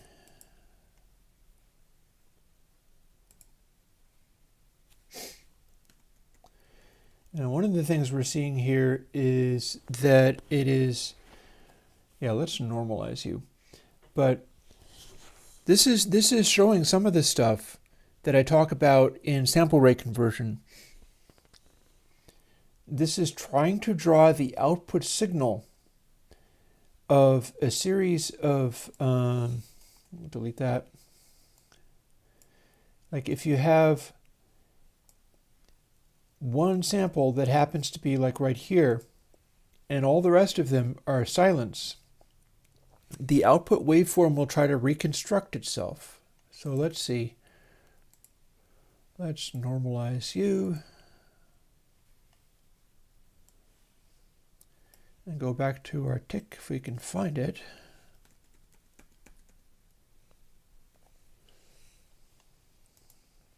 Can we find it? Is it even there?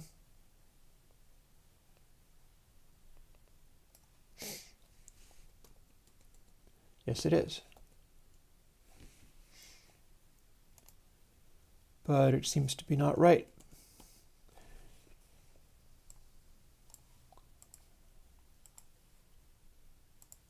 There we go. Okay, so now we have what's called the Dirac impulse. A Dirac impulse is one sample that is out of place. All the rest of these are silenced. There's just the one tick in there that is as loud as it can get.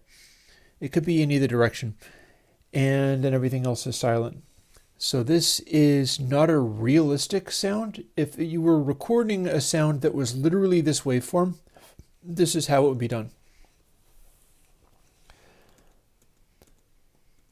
And it makes this little sharp bip.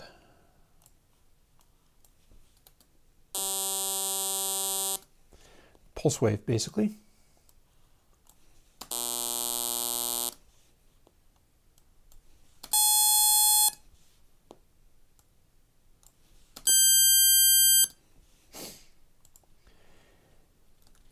And when we hit our reverb with this at full room size, you will really hear the pattern of what this thing is.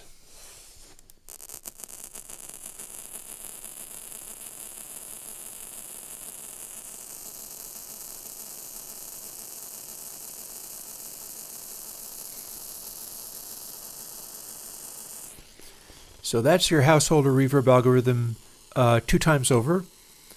And the way that the feedback matrix works, the positive feedback and then the negative feedbacks that are reversed when they're coming through some of the other ones, and the sign spacing is leading to a reverb tail where the end result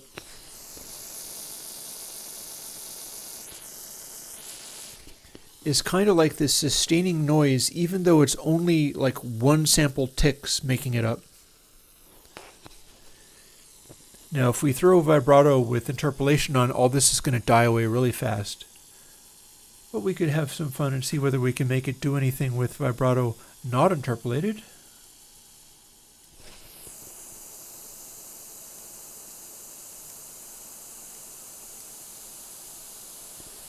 That's pretty much just giving us noise.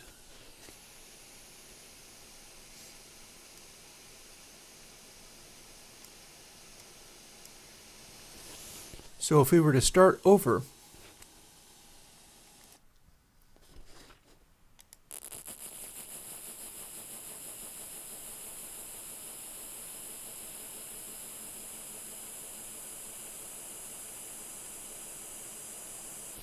it starts turning into a rush of noise.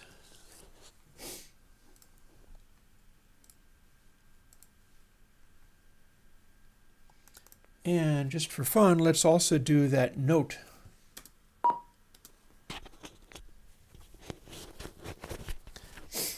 And the super long reverb impulse will sound like this.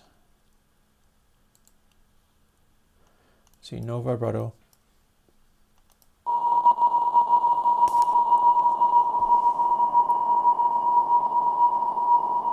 And it'll just continue indefinitely.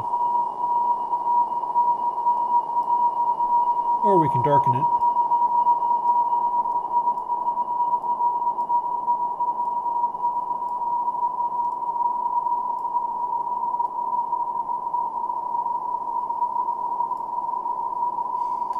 Okay, now this is getting kind of fun.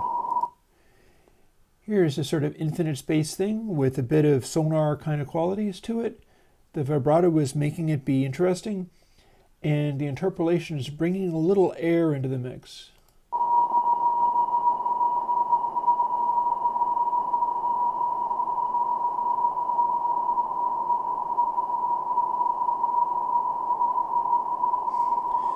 And that's what you get with just a very quick beep of a sine wave.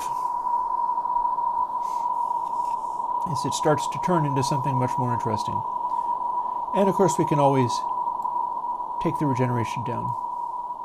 Although one thing you would notice is this is such a long delay time that it takes forever to die down even with a fairly low regeneration.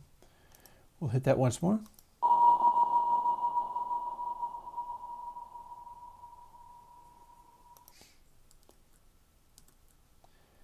And we'll do it with this snare drum.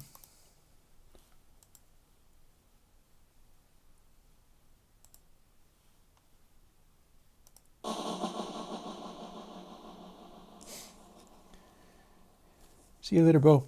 So if you have your delay room, if you have your reverb room too huge, it turns into just a pile of echoes like this.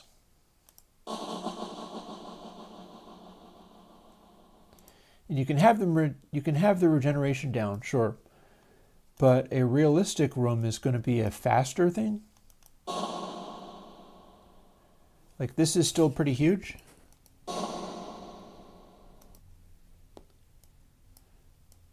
Let's make this loop.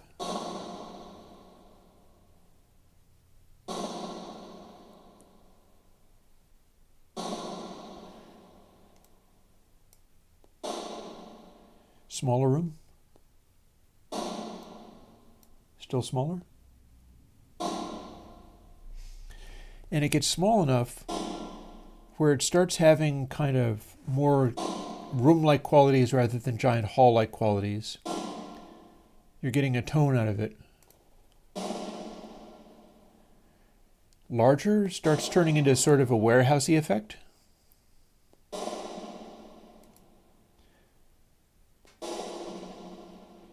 That's larger still. That's larger than a typical warehouse. And then we get sillier. And it stops sounding like a room at all. Because the reverb, the echoes are too slow. They're happening too rarely. It becomes like this.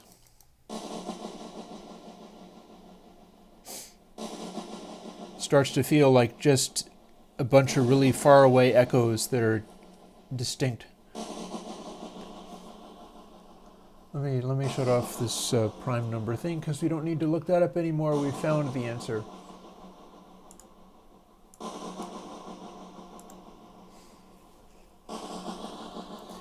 Yeah, the 7th, 8th, and 9th are placeholder controls. I've been renaming them as I start to use them.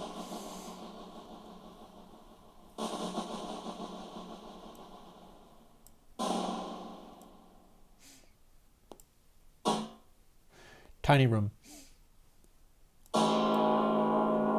Or gong.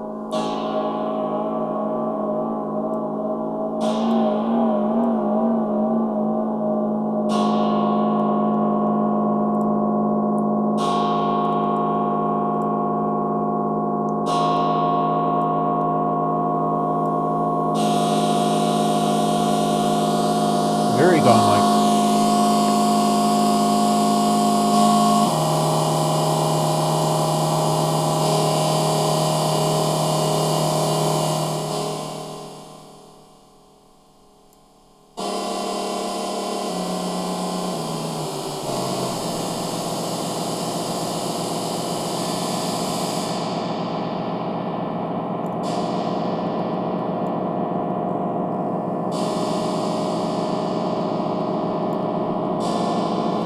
So we can get into some interesting things here.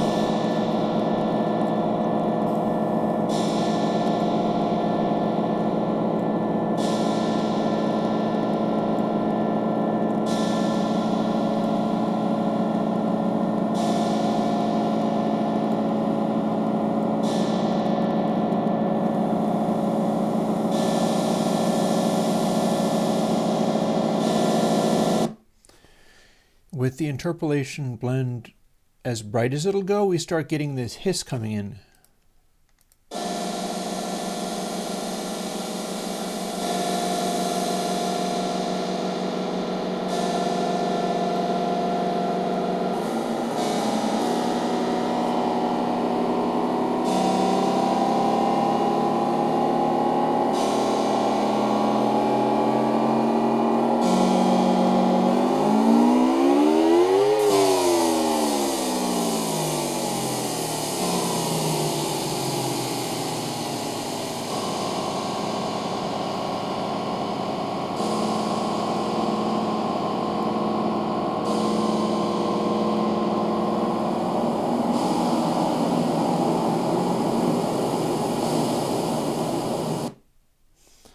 Or just a huge, ridiculous boom.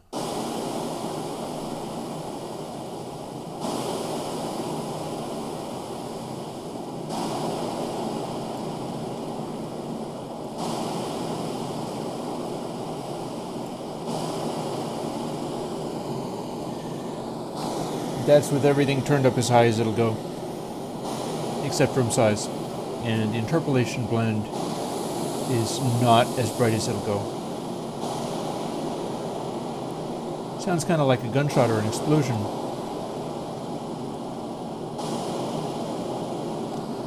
So that's pretty cool. So let's see what that one does with the beep.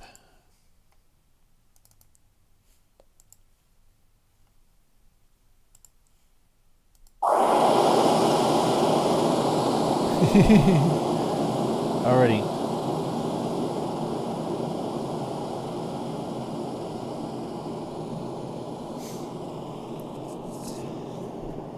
Sounds of terrible explosions and destruction caused by really incredible harsh vibrato on all the feedback loops. They're all separate frequencies too. So you get nonsense like this.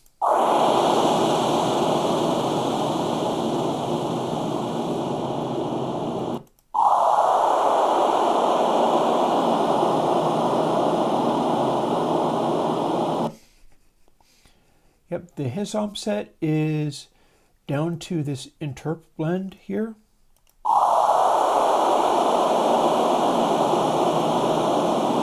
If you remember back to a couple of streams ago, this has come a long way, and for good reason, because we're using the householder matrix is what we're not messing with any longer. I tried doing the 5 delay line householder matrix. It turns out not to be a thing. And doing 2 simultaneous ones, and I have yet to actually make them feed back into each other through all passes, but maybe that is for next week. Because this is taking us to some pleasing, nice places. Just small noises turning into big craziness.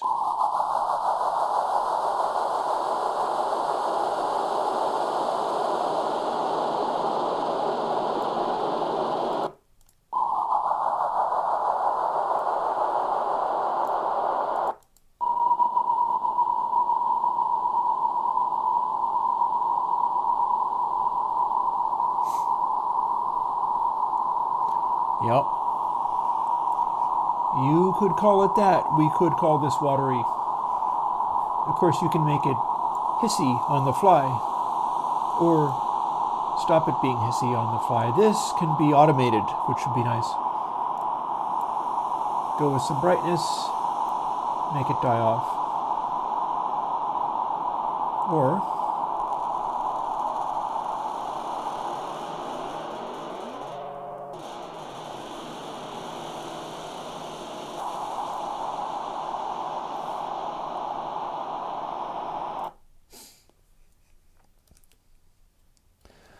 good craziness. So what I should probably do is leave myself a note in the code regarding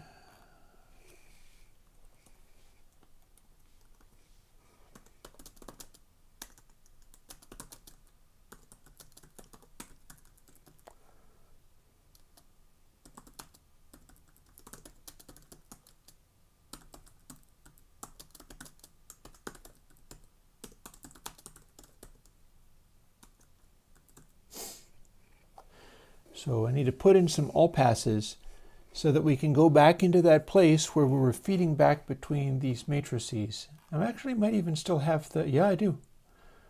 That code is still there.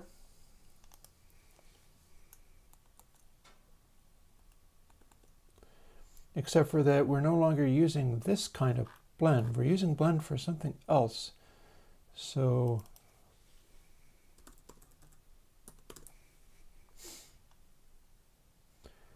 cross mod instead can be the thing.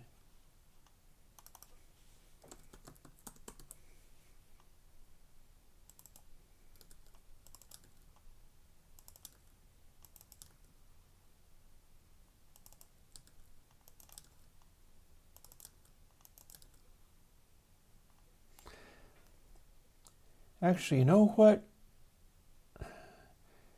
I'm only going to have this one engaged because I remember trying it and having them all sucked.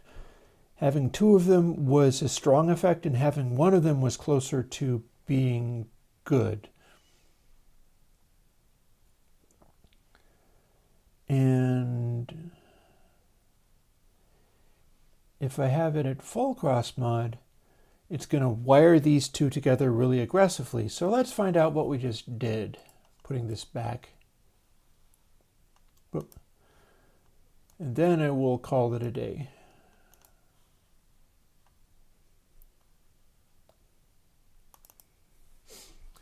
We'll fool with the note. And I have not actually labeled it as cross mod. I should do that, but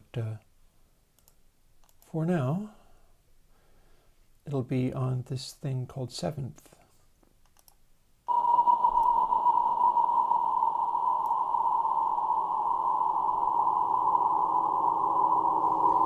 See, when you violate the householder matrix, as we are doing,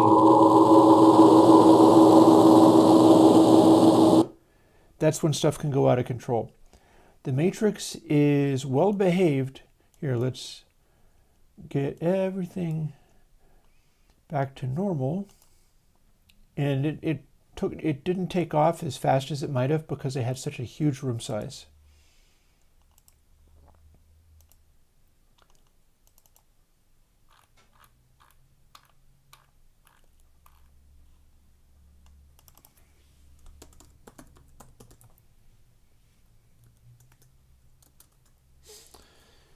So this is potentially a problem, but we don't really care about that. We're just listening to it do terrible things. Here's the householder matrix.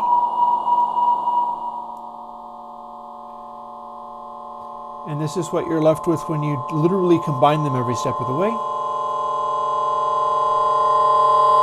It feeds back and dies. And if you literally have them swapping places every sample, it freaks out. And then if we cut down the regeneration, see how little regeneration we can get away with when it's doing that? But if we have it about halfway, we're getting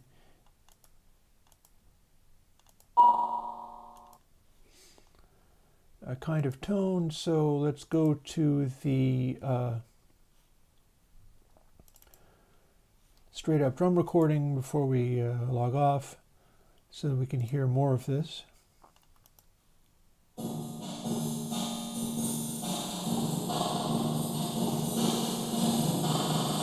So here's our householder, and this is the swapping of position.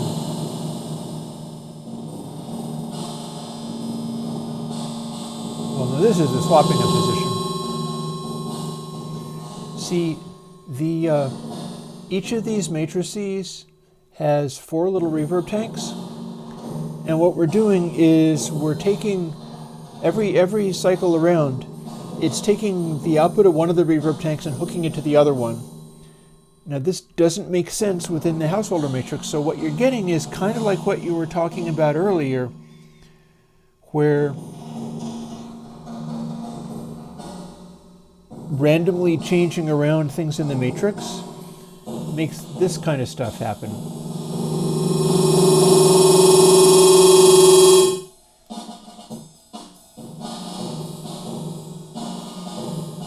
And that's a full cross.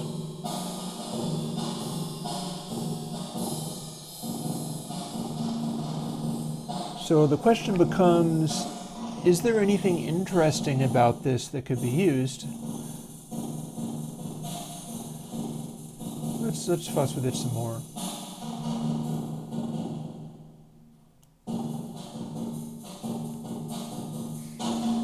Has a sort of oil can sound to it. I'm not liking that very much, but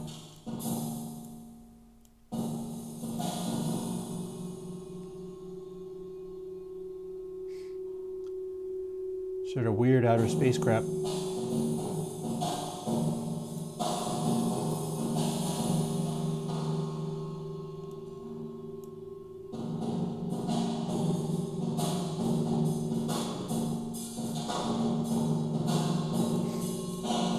Now remember, we're also going to try putting an all-pass filter in between these two as they go back and forth.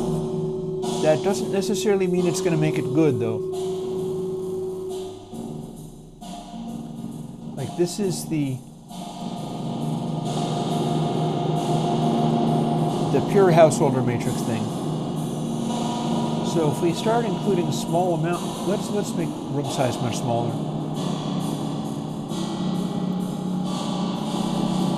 Now we start including cross mod.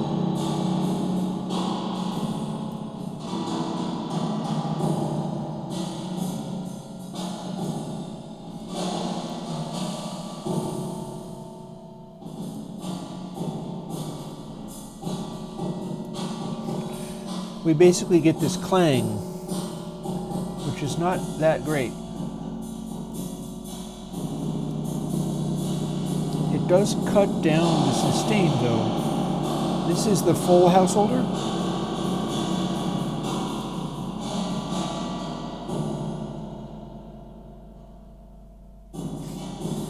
Yeah, this is like metal warehouse mode.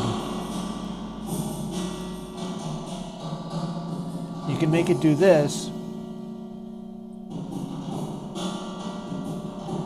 which is just arbitrarily cutting down a bunch of stuff and not cutting down other stuff.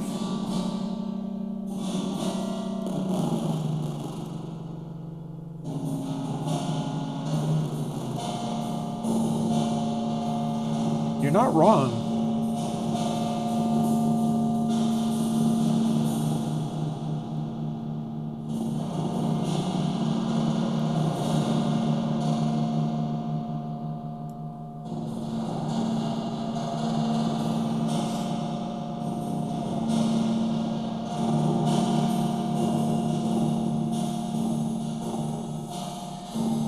Yeah, we could have a springiness version.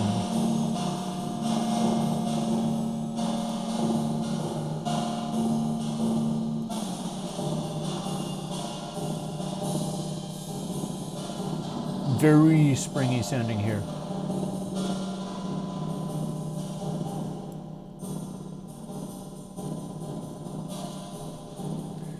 Using a large enough room size for it.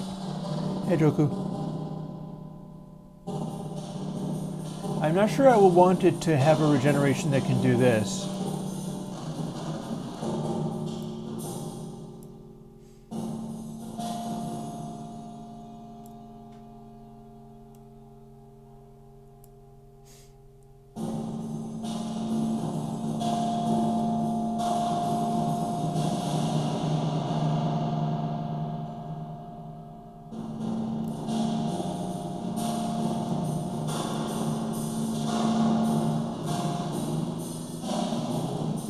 Small spring. Oh yeah, dude. That's literally what we're getting. This is cool. This is cool. We can run with this.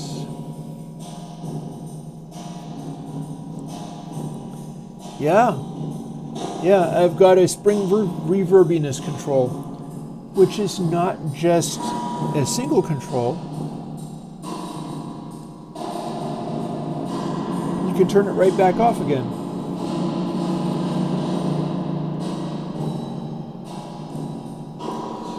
So here's the question, and it's a stupid question. Could I apply it negatively and have it sound less like a spring reverb? Nothing to it but to try it.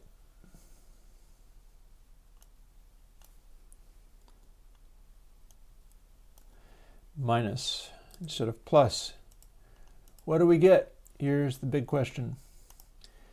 My guess is no change whatsoever, but we will see, won't we?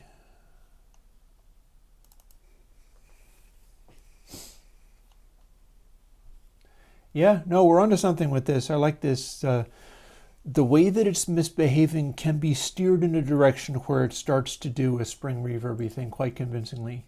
That's good. Now here's the inverted version.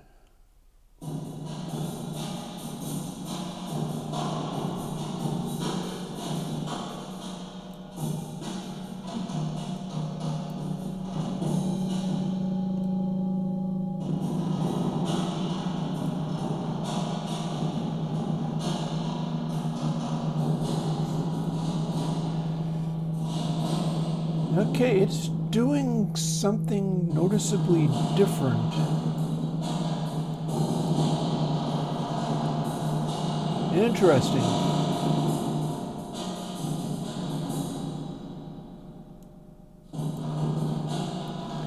Yeah, see, the way this stuff works, it's like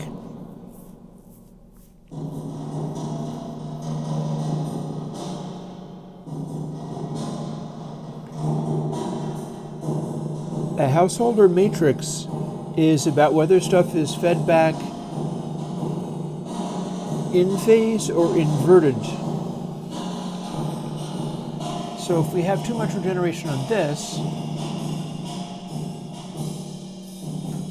and we'll call this our maximum sustain, because if we do full cross mod, it's just a mess, right? So our maximum sustain is going to be 0.5, that it being an equal blending between the two.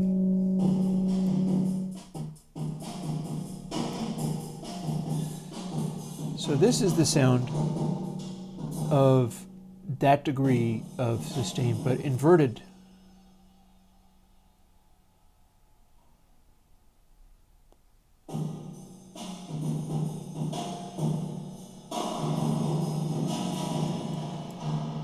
So full crank sounds like this.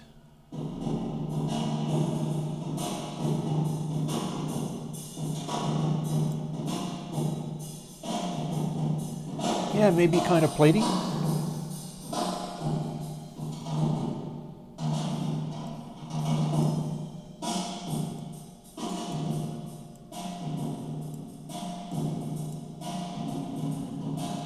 That feeling a little platy?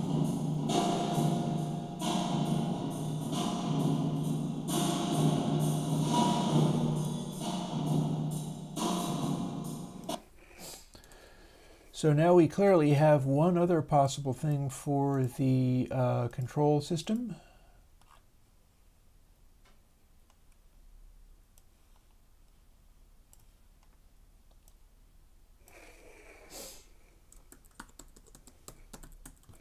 Springiness. Which means we must make this go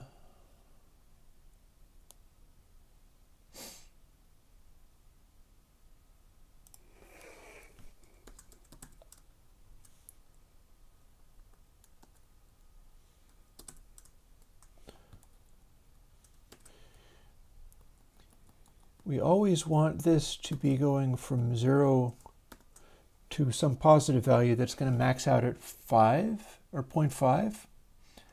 But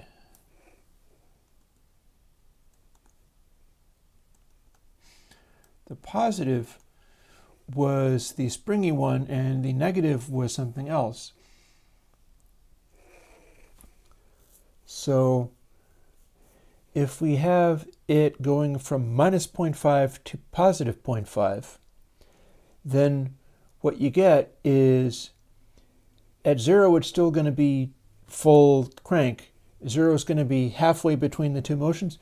And then if you take it negative, it's going to be adding this multiplied by a negative number, so it's going to go more in that Hawley direction. And if it's positive, it'll go in the positive direction, which is the springy type thing, and it needs to go up to about 0.5 max, absolute max.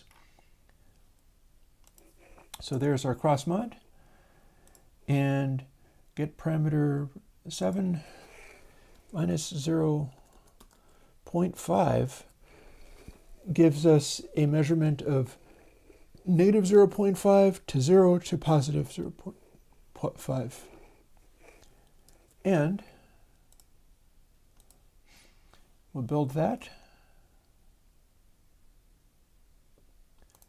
Should still be correct.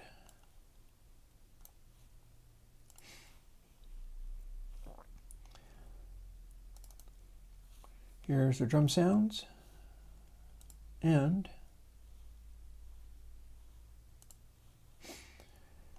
here's a new control.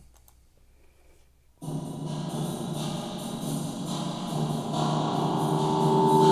springy. Hang on. Cut down some of this regen. More springy. More platey.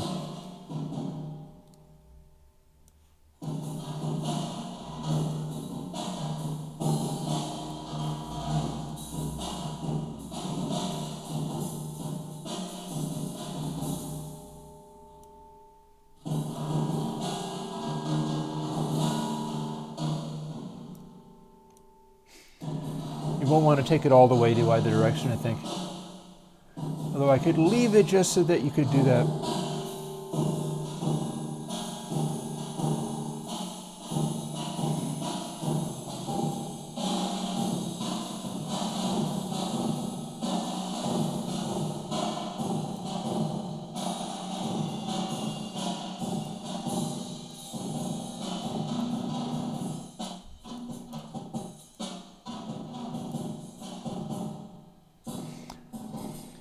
So there's our springy style.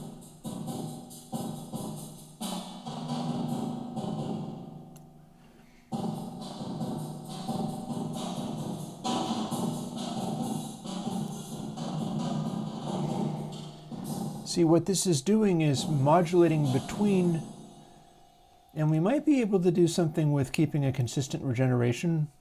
I'm not sure.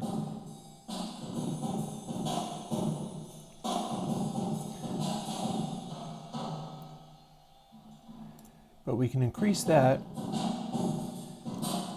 and then when it's at 0.5, it's the full householder matrix.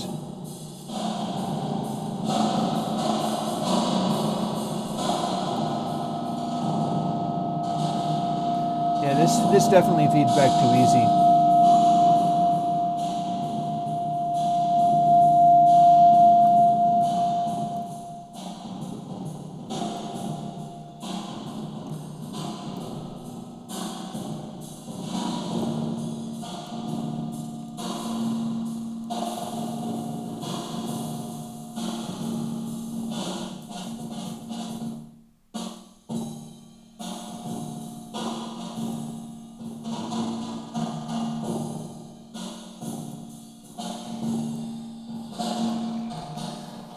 So yeah.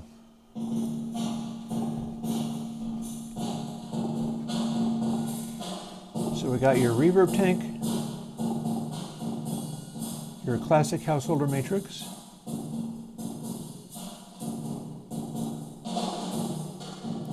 and your inverse cross-modulation feedback, which gives us a sort of platey kind of effect.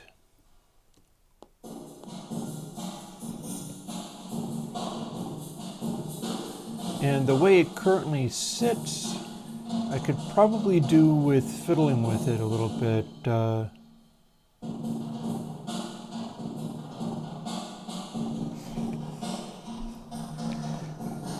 going to do a quick hack. Seeing as we're still doing this, I might as well keep going. I am going to need to settle down and rest for a second, but before we do, there is a further hack that can be done because I'm identifying an issue where I can have it at full regeneration on 0.5, which is springiness doing nothing, no cross modulation. As soon as I start bringing in the cross modulation, what happens is it starts feeding back like crazy, and I have to turn down regeneration, but I wanted to still be able to hang on to regeneration. So what I need to do is use this regen is depth factor times 0.5. I think that's what we're using for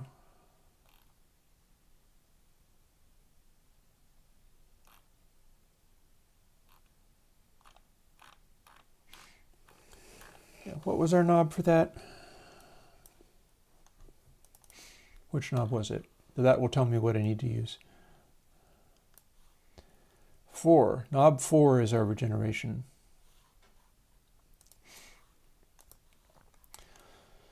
So depth factor becomes this.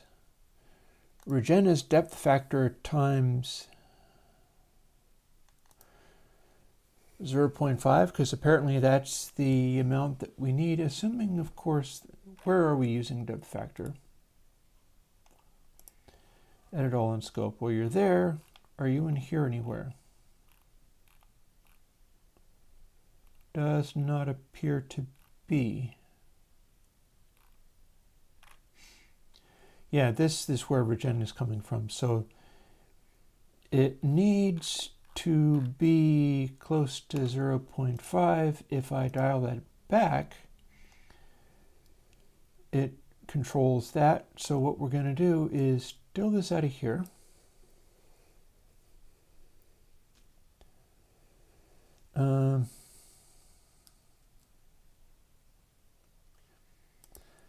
Move it after cross mod. I'm going to put these in order because now I can.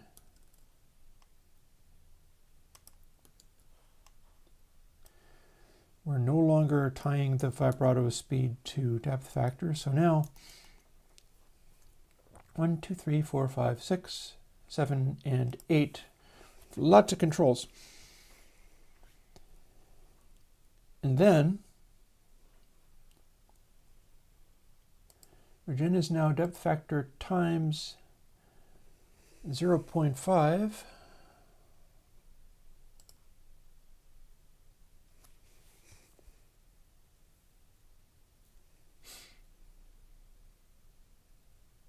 And cross mod is 0 when at rest and goes as high as 0.5. So if it was 0.5 minus absolute cross mod, we'd go down to 0. So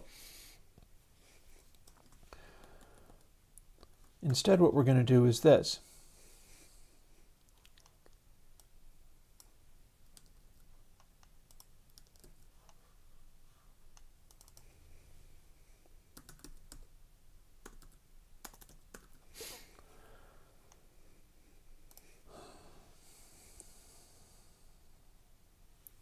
Times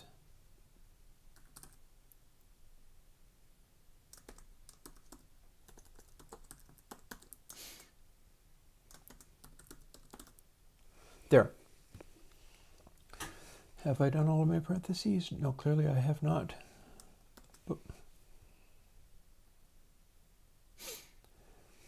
There. So we've got depth factor times something. It is initially 0.5, and that's what gives us our original regeneration. But we're also multiplying it by the absolute value of, actually, no, we don't want to multiply that, do we? No, we don't want to multiply that. 0.5 minus absolute value of cross mod times factor. So what that's going to do is regen can be full crank only when cross mod is in the middle. If you take cross mod to the sides, it'll start dialing back regen. If this factor, which goes from 0 to 1, is full crank, it means that at maximum springiness, or they seem about equal volumes, springiness or platiness, it's going to be zero regeneration at all. That's why we're going to play with this factor control to find out what the magic value is that gives us the same infinite sustain. It's just that it will turn into the spring quality or the plate quality infinite sustain. And we're going to do that now.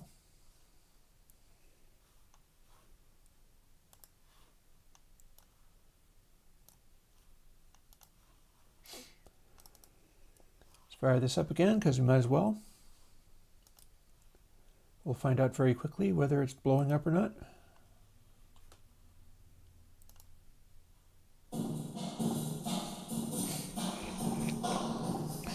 Here's our infinite regen.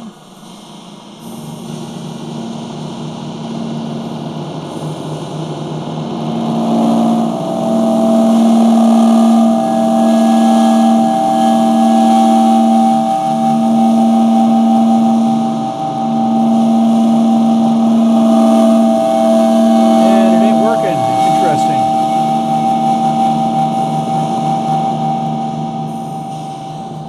Okay, why isn't that working?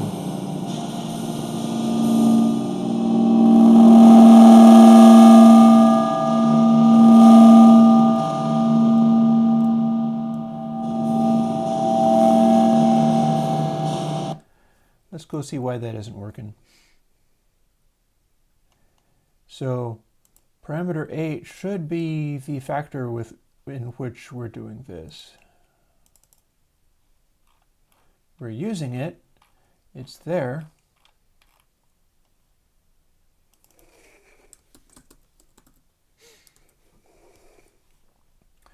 We've even labeled it. So regen equals factor times 0.5 minus this, which is 0 at center, and 0.5 or negative 0.5 at its maximum setting. And it's times factor, so we're subtracting this. Regen needs to be starting with depth factor. We're setting that to 1. I'm trying to control it on the condition of it being 1. Times it needs to become a smaller number when it goes there. Let's make factor be a larger number and see whether that helps. It shouldn't make any difference. I don't think that should do anything, but we'll see. That or we've got it, we're doing it too much. That's also a possibility. Like times 0.5 minus a positive value between 0 and 0.5 should end up being 0 if factor is 1. But let's see what we got. Because there's a thing. I thought I was going to be able to suppress it right down to nothingness at that stage, and it didn't cooperate. So what we're going to do is find out whether we have any zones in there. Let's do the snare silence.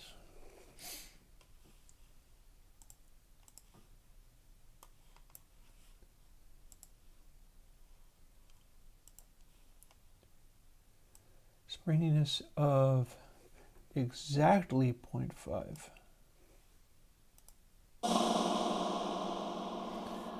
There's our householder matrix. There's our householder matrix at 100%.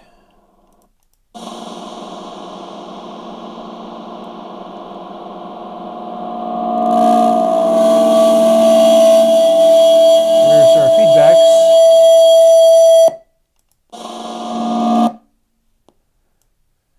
But I gotta say, this is not doing what I'd hoped.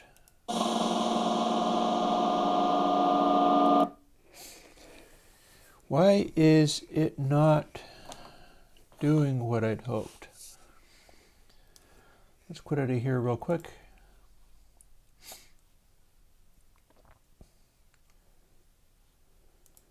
So minus abs cross mod.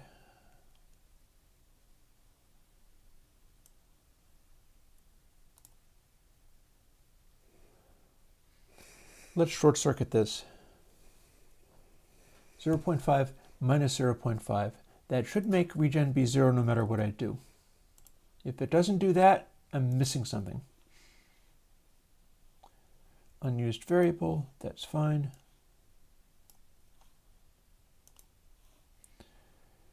Do we in fact have what I thought it was going to do, or not? Nah, Akayish chain, just a moment. I got a limited amount of time, even if I stretch this as hard as I can. That cut it right off, didn't it?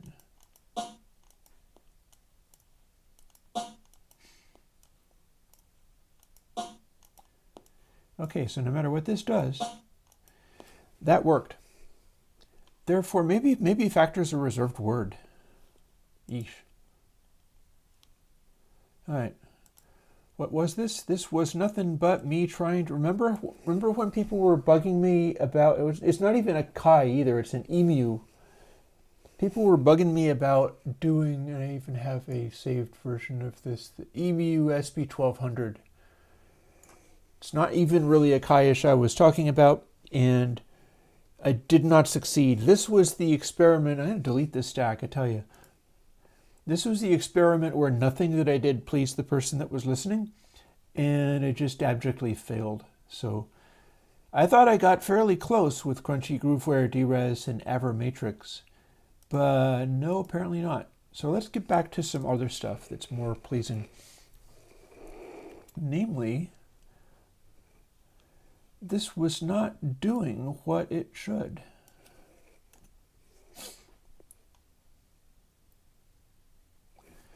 So let's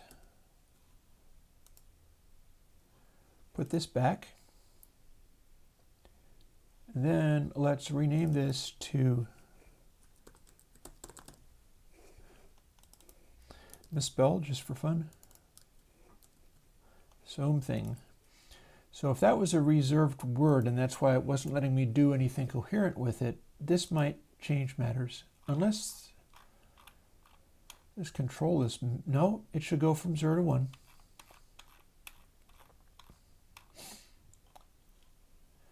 So abs cross mod, that's a 0, negative 0.5 to positive 0.5. That should be 0 to positive 0.5, and then we don't need this 2, because we're wondering whether the word factor didn't work as a variable name.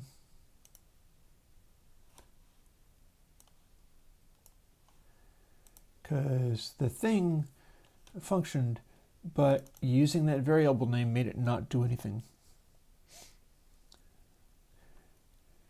Yeah, so that's all the Akayish chain was. It's not even Akayish. I had the thing wrong, and this was the one that I just got crapped all over for trying.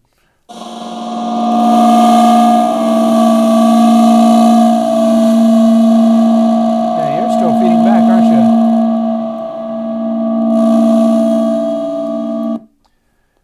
You ain't doing anything useful. So instead of doing this value, let's do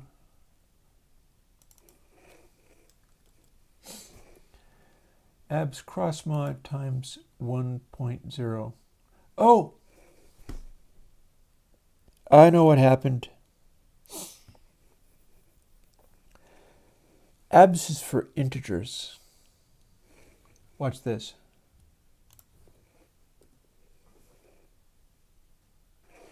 Fabs. Because it's fab.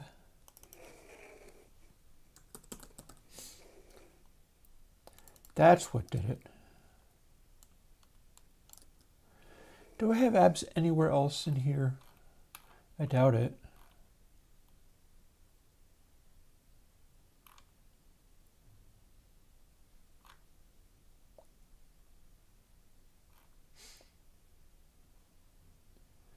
Oh, and that also means these weren't working either. So these were 1.0 minus what was presumably always 0.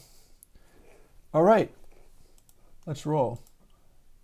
I'm thinking literally everything in here was returning a 0 because it was abs being passed a floating point value, but abs only wants to see an integer, so it was only going to return an integer, which always rounded down to 0. Yay! See. Now let's see whether we have a functioning thing. And that does seem to be what I had in mind.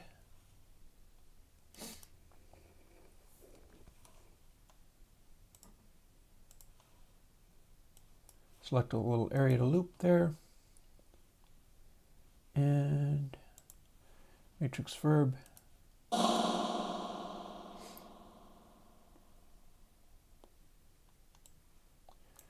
Regeneration of 1.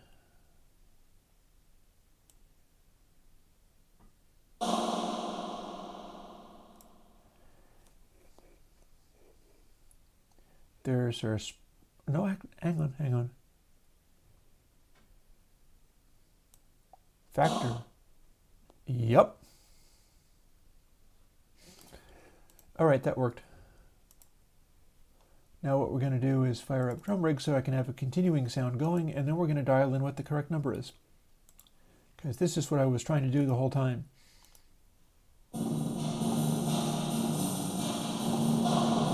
Regeneration full.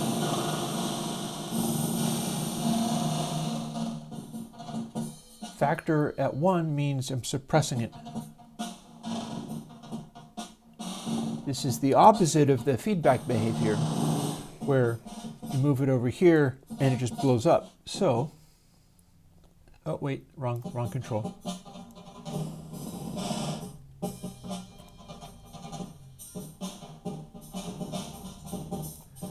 So is it 0.5? Nope.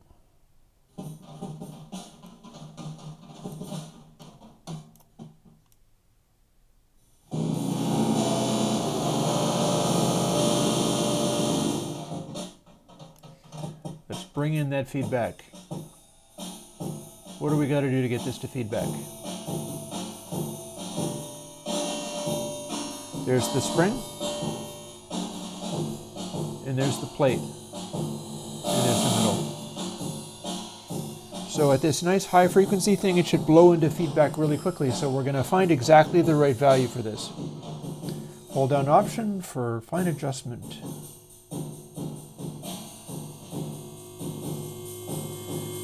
.1 is definitely giving me feedback. So let's chill it out. What do I got to do to make that stop? 0.2.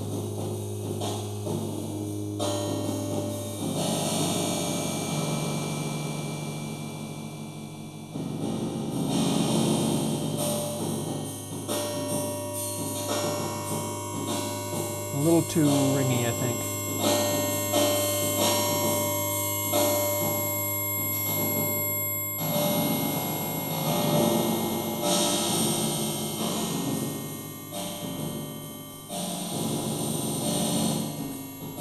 Remember, since this is full regeneration, it technically should be ringing on me still. I just don't want it too obnoxious. This is still too obnoxious.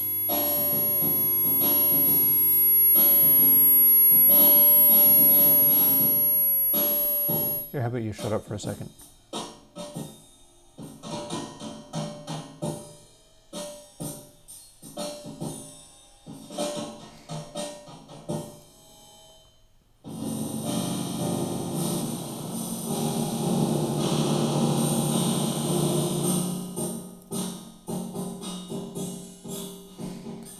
I might also want to make a sort of dual-sided range thing where it gives you more freedom of motion between the edges in this.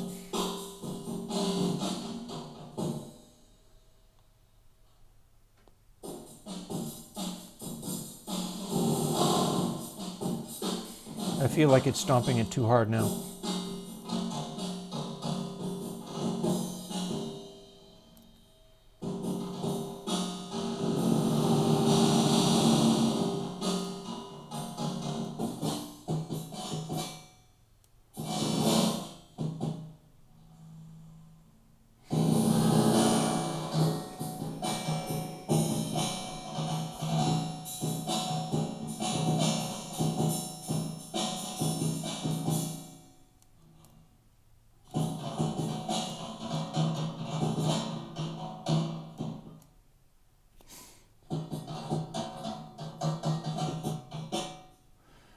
I'm working in an incredibly tiny room size so that I can just make it squeak and honk more.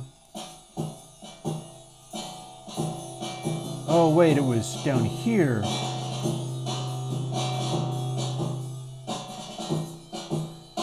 Okay, I was off by a factor of 10. I was like, why is it not feeding back? And it's because I was down here for the total feedback. Alrighty.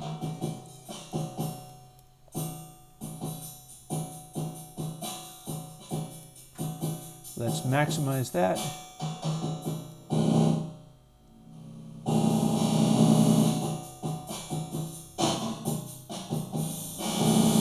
So we're wanting about this much sustain. But probably at just one note.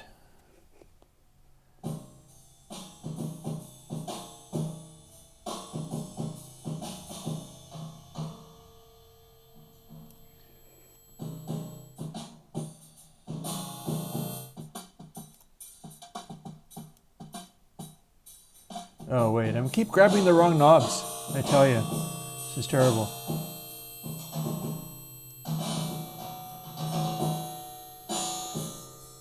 But I'm looking for like approximately this much clanginess here.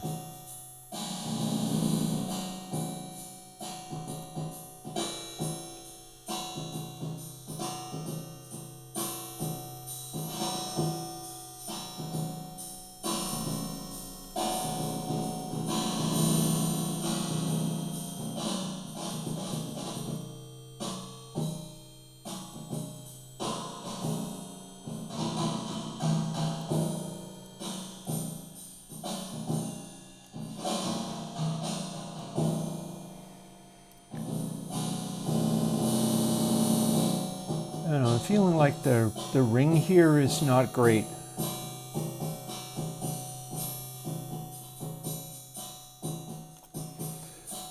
Let's see whether this is feedback or not.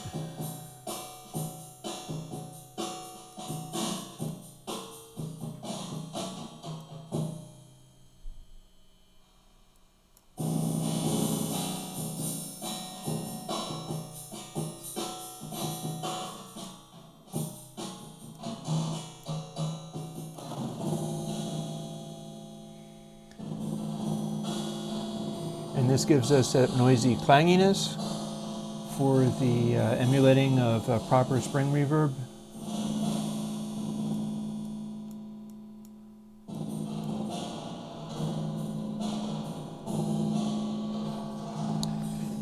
There's our spring tonality.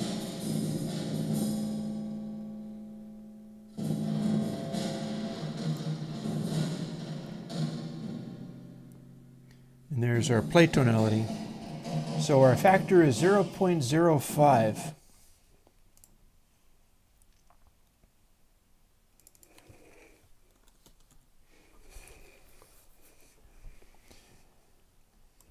And that means we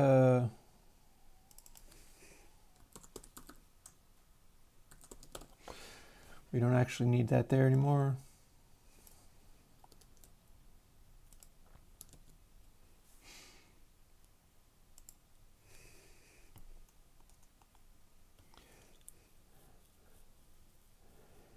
And now I'm trying to figure out how to scale this. So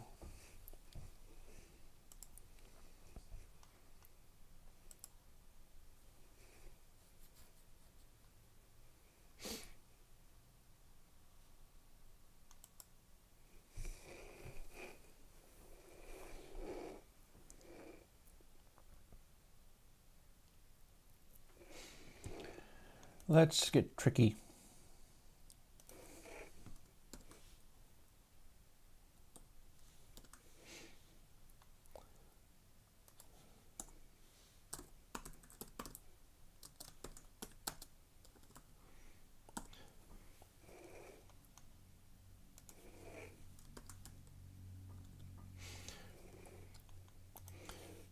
So this does the thing to it and puts it back.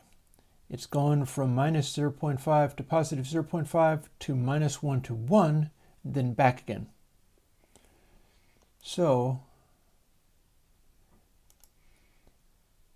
if 1 to the power of anything is still 1, we can make the adjustments around the middle of the control much more subtle. Normally this is 0 to 1. So you go like 0 and the control is the power of however many of itself.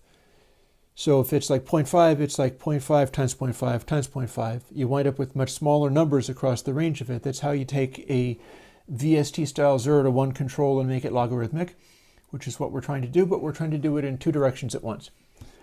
So if you do -1 times -1, you're going to get +1. Your negative times a negative cancels itself out. But then if you multiply it by another negative, you're negative again. So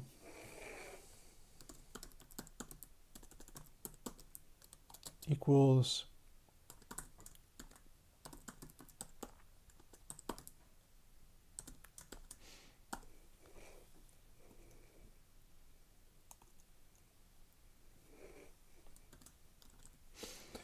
and I'll combine those two.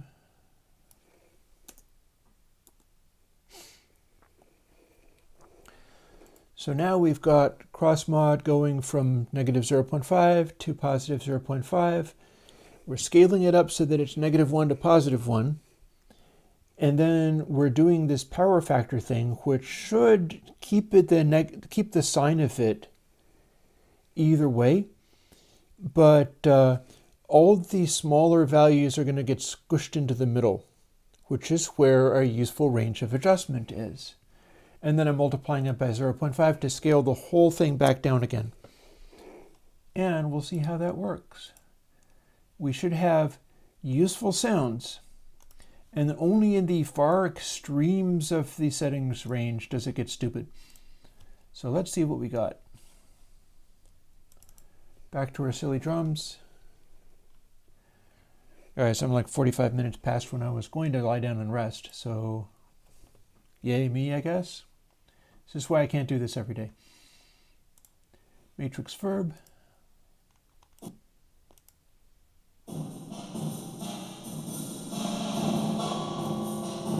There's our spring.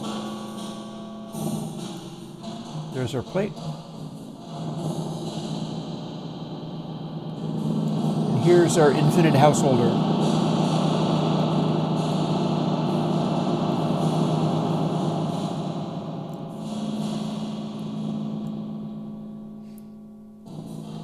And only at the far ranges does it get silly. Wait, I'll move this over so that it's on screen.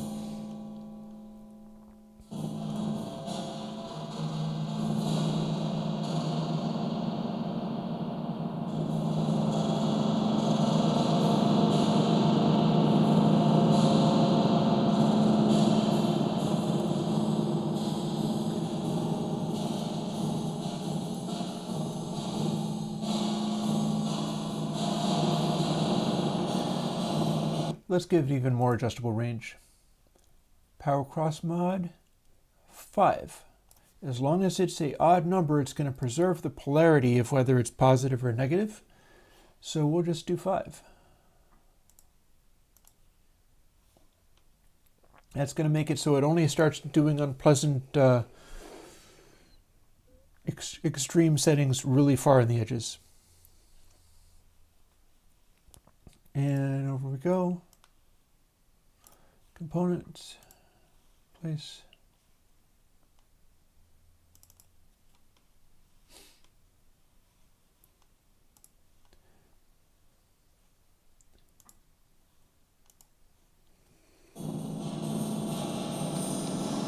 So now we got lots of sustain here. And we still can go to full springiness at this side, and we still can go to full platiness on the other side. But as soon as we get off the edge even a little bit,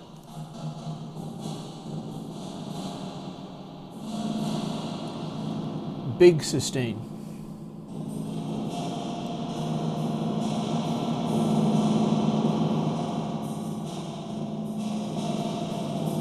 We don't want it clamping down on stuff too easy.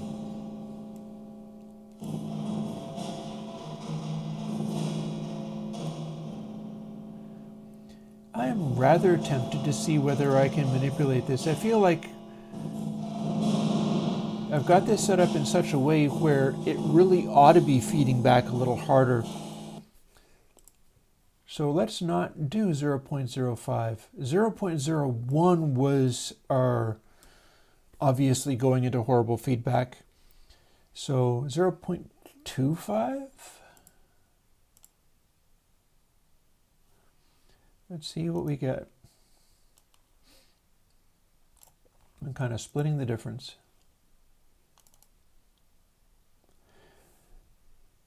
I'm not sure if this is the one for a global gate.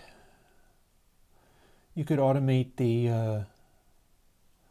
I don't know.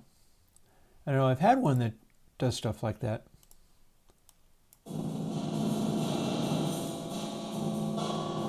So are we getting loud feedback? Kinda. It's not getting any louder though.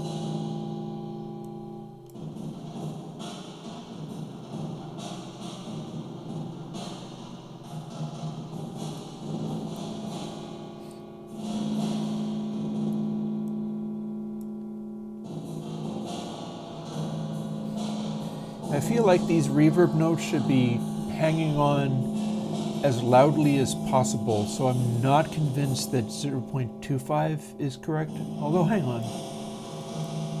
If I take some of these stuff out,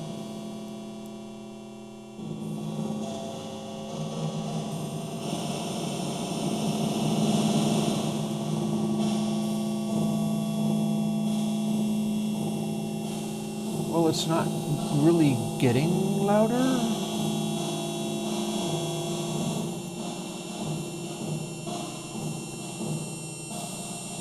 Might be about right. I feel like it's, yeah, this is slightly too much feedback.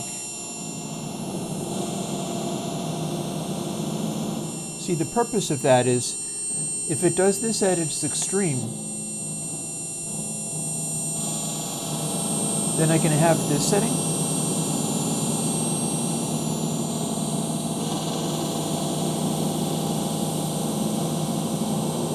We can have more springy flavor and infinite regeneration, and then you'll have to turn the regeneration down a hair to get it to not ring. But yeah, maybe 0.03. .05 was definitely too much. 25 too little.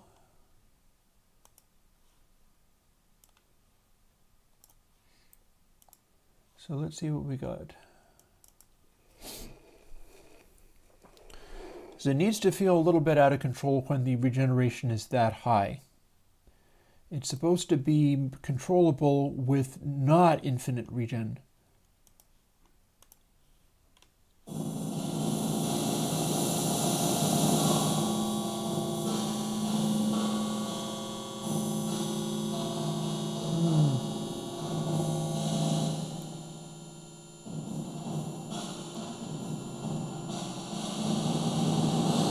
Infinite regen is supposed to be forever.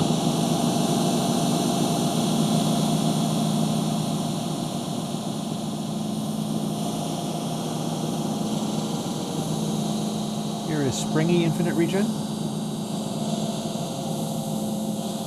and platey infinite regen.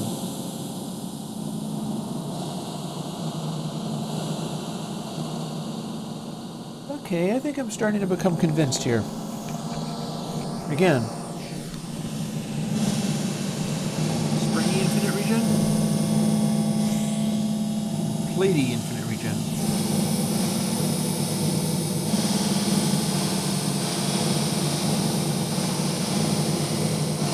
Then we dial it back.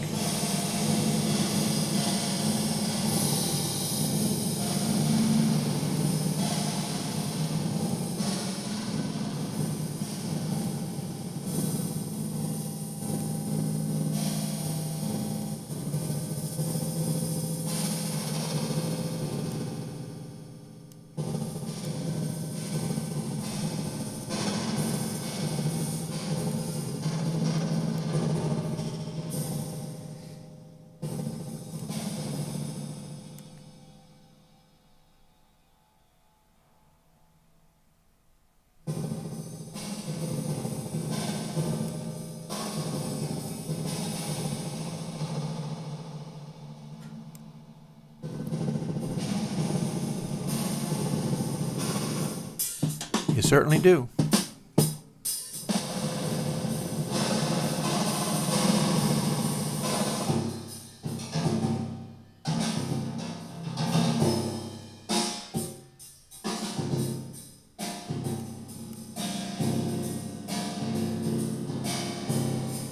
Nice little tiny spring.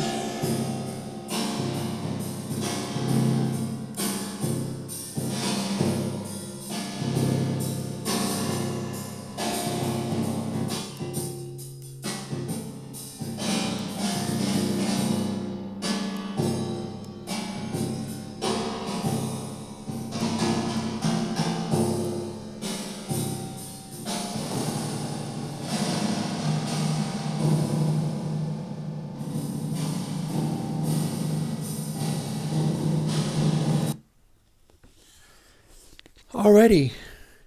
I'm going to call that a useful workday, folks. I got something else to do in about 5 minutes, and I need to go and use the restroom, so we're going to call it a day. But, yeah. Cool beans. This stuff worked.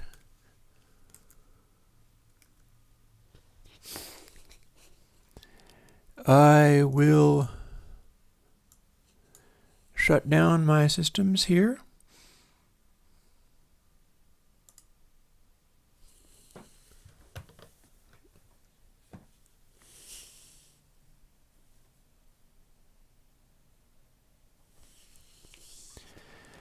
And I will bid you goodbye for now.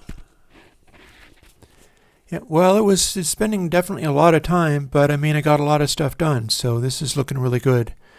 I don't think it's necessarily going to be next week, but this is coming. And on that note, I'll talk to you later. Bye-bye.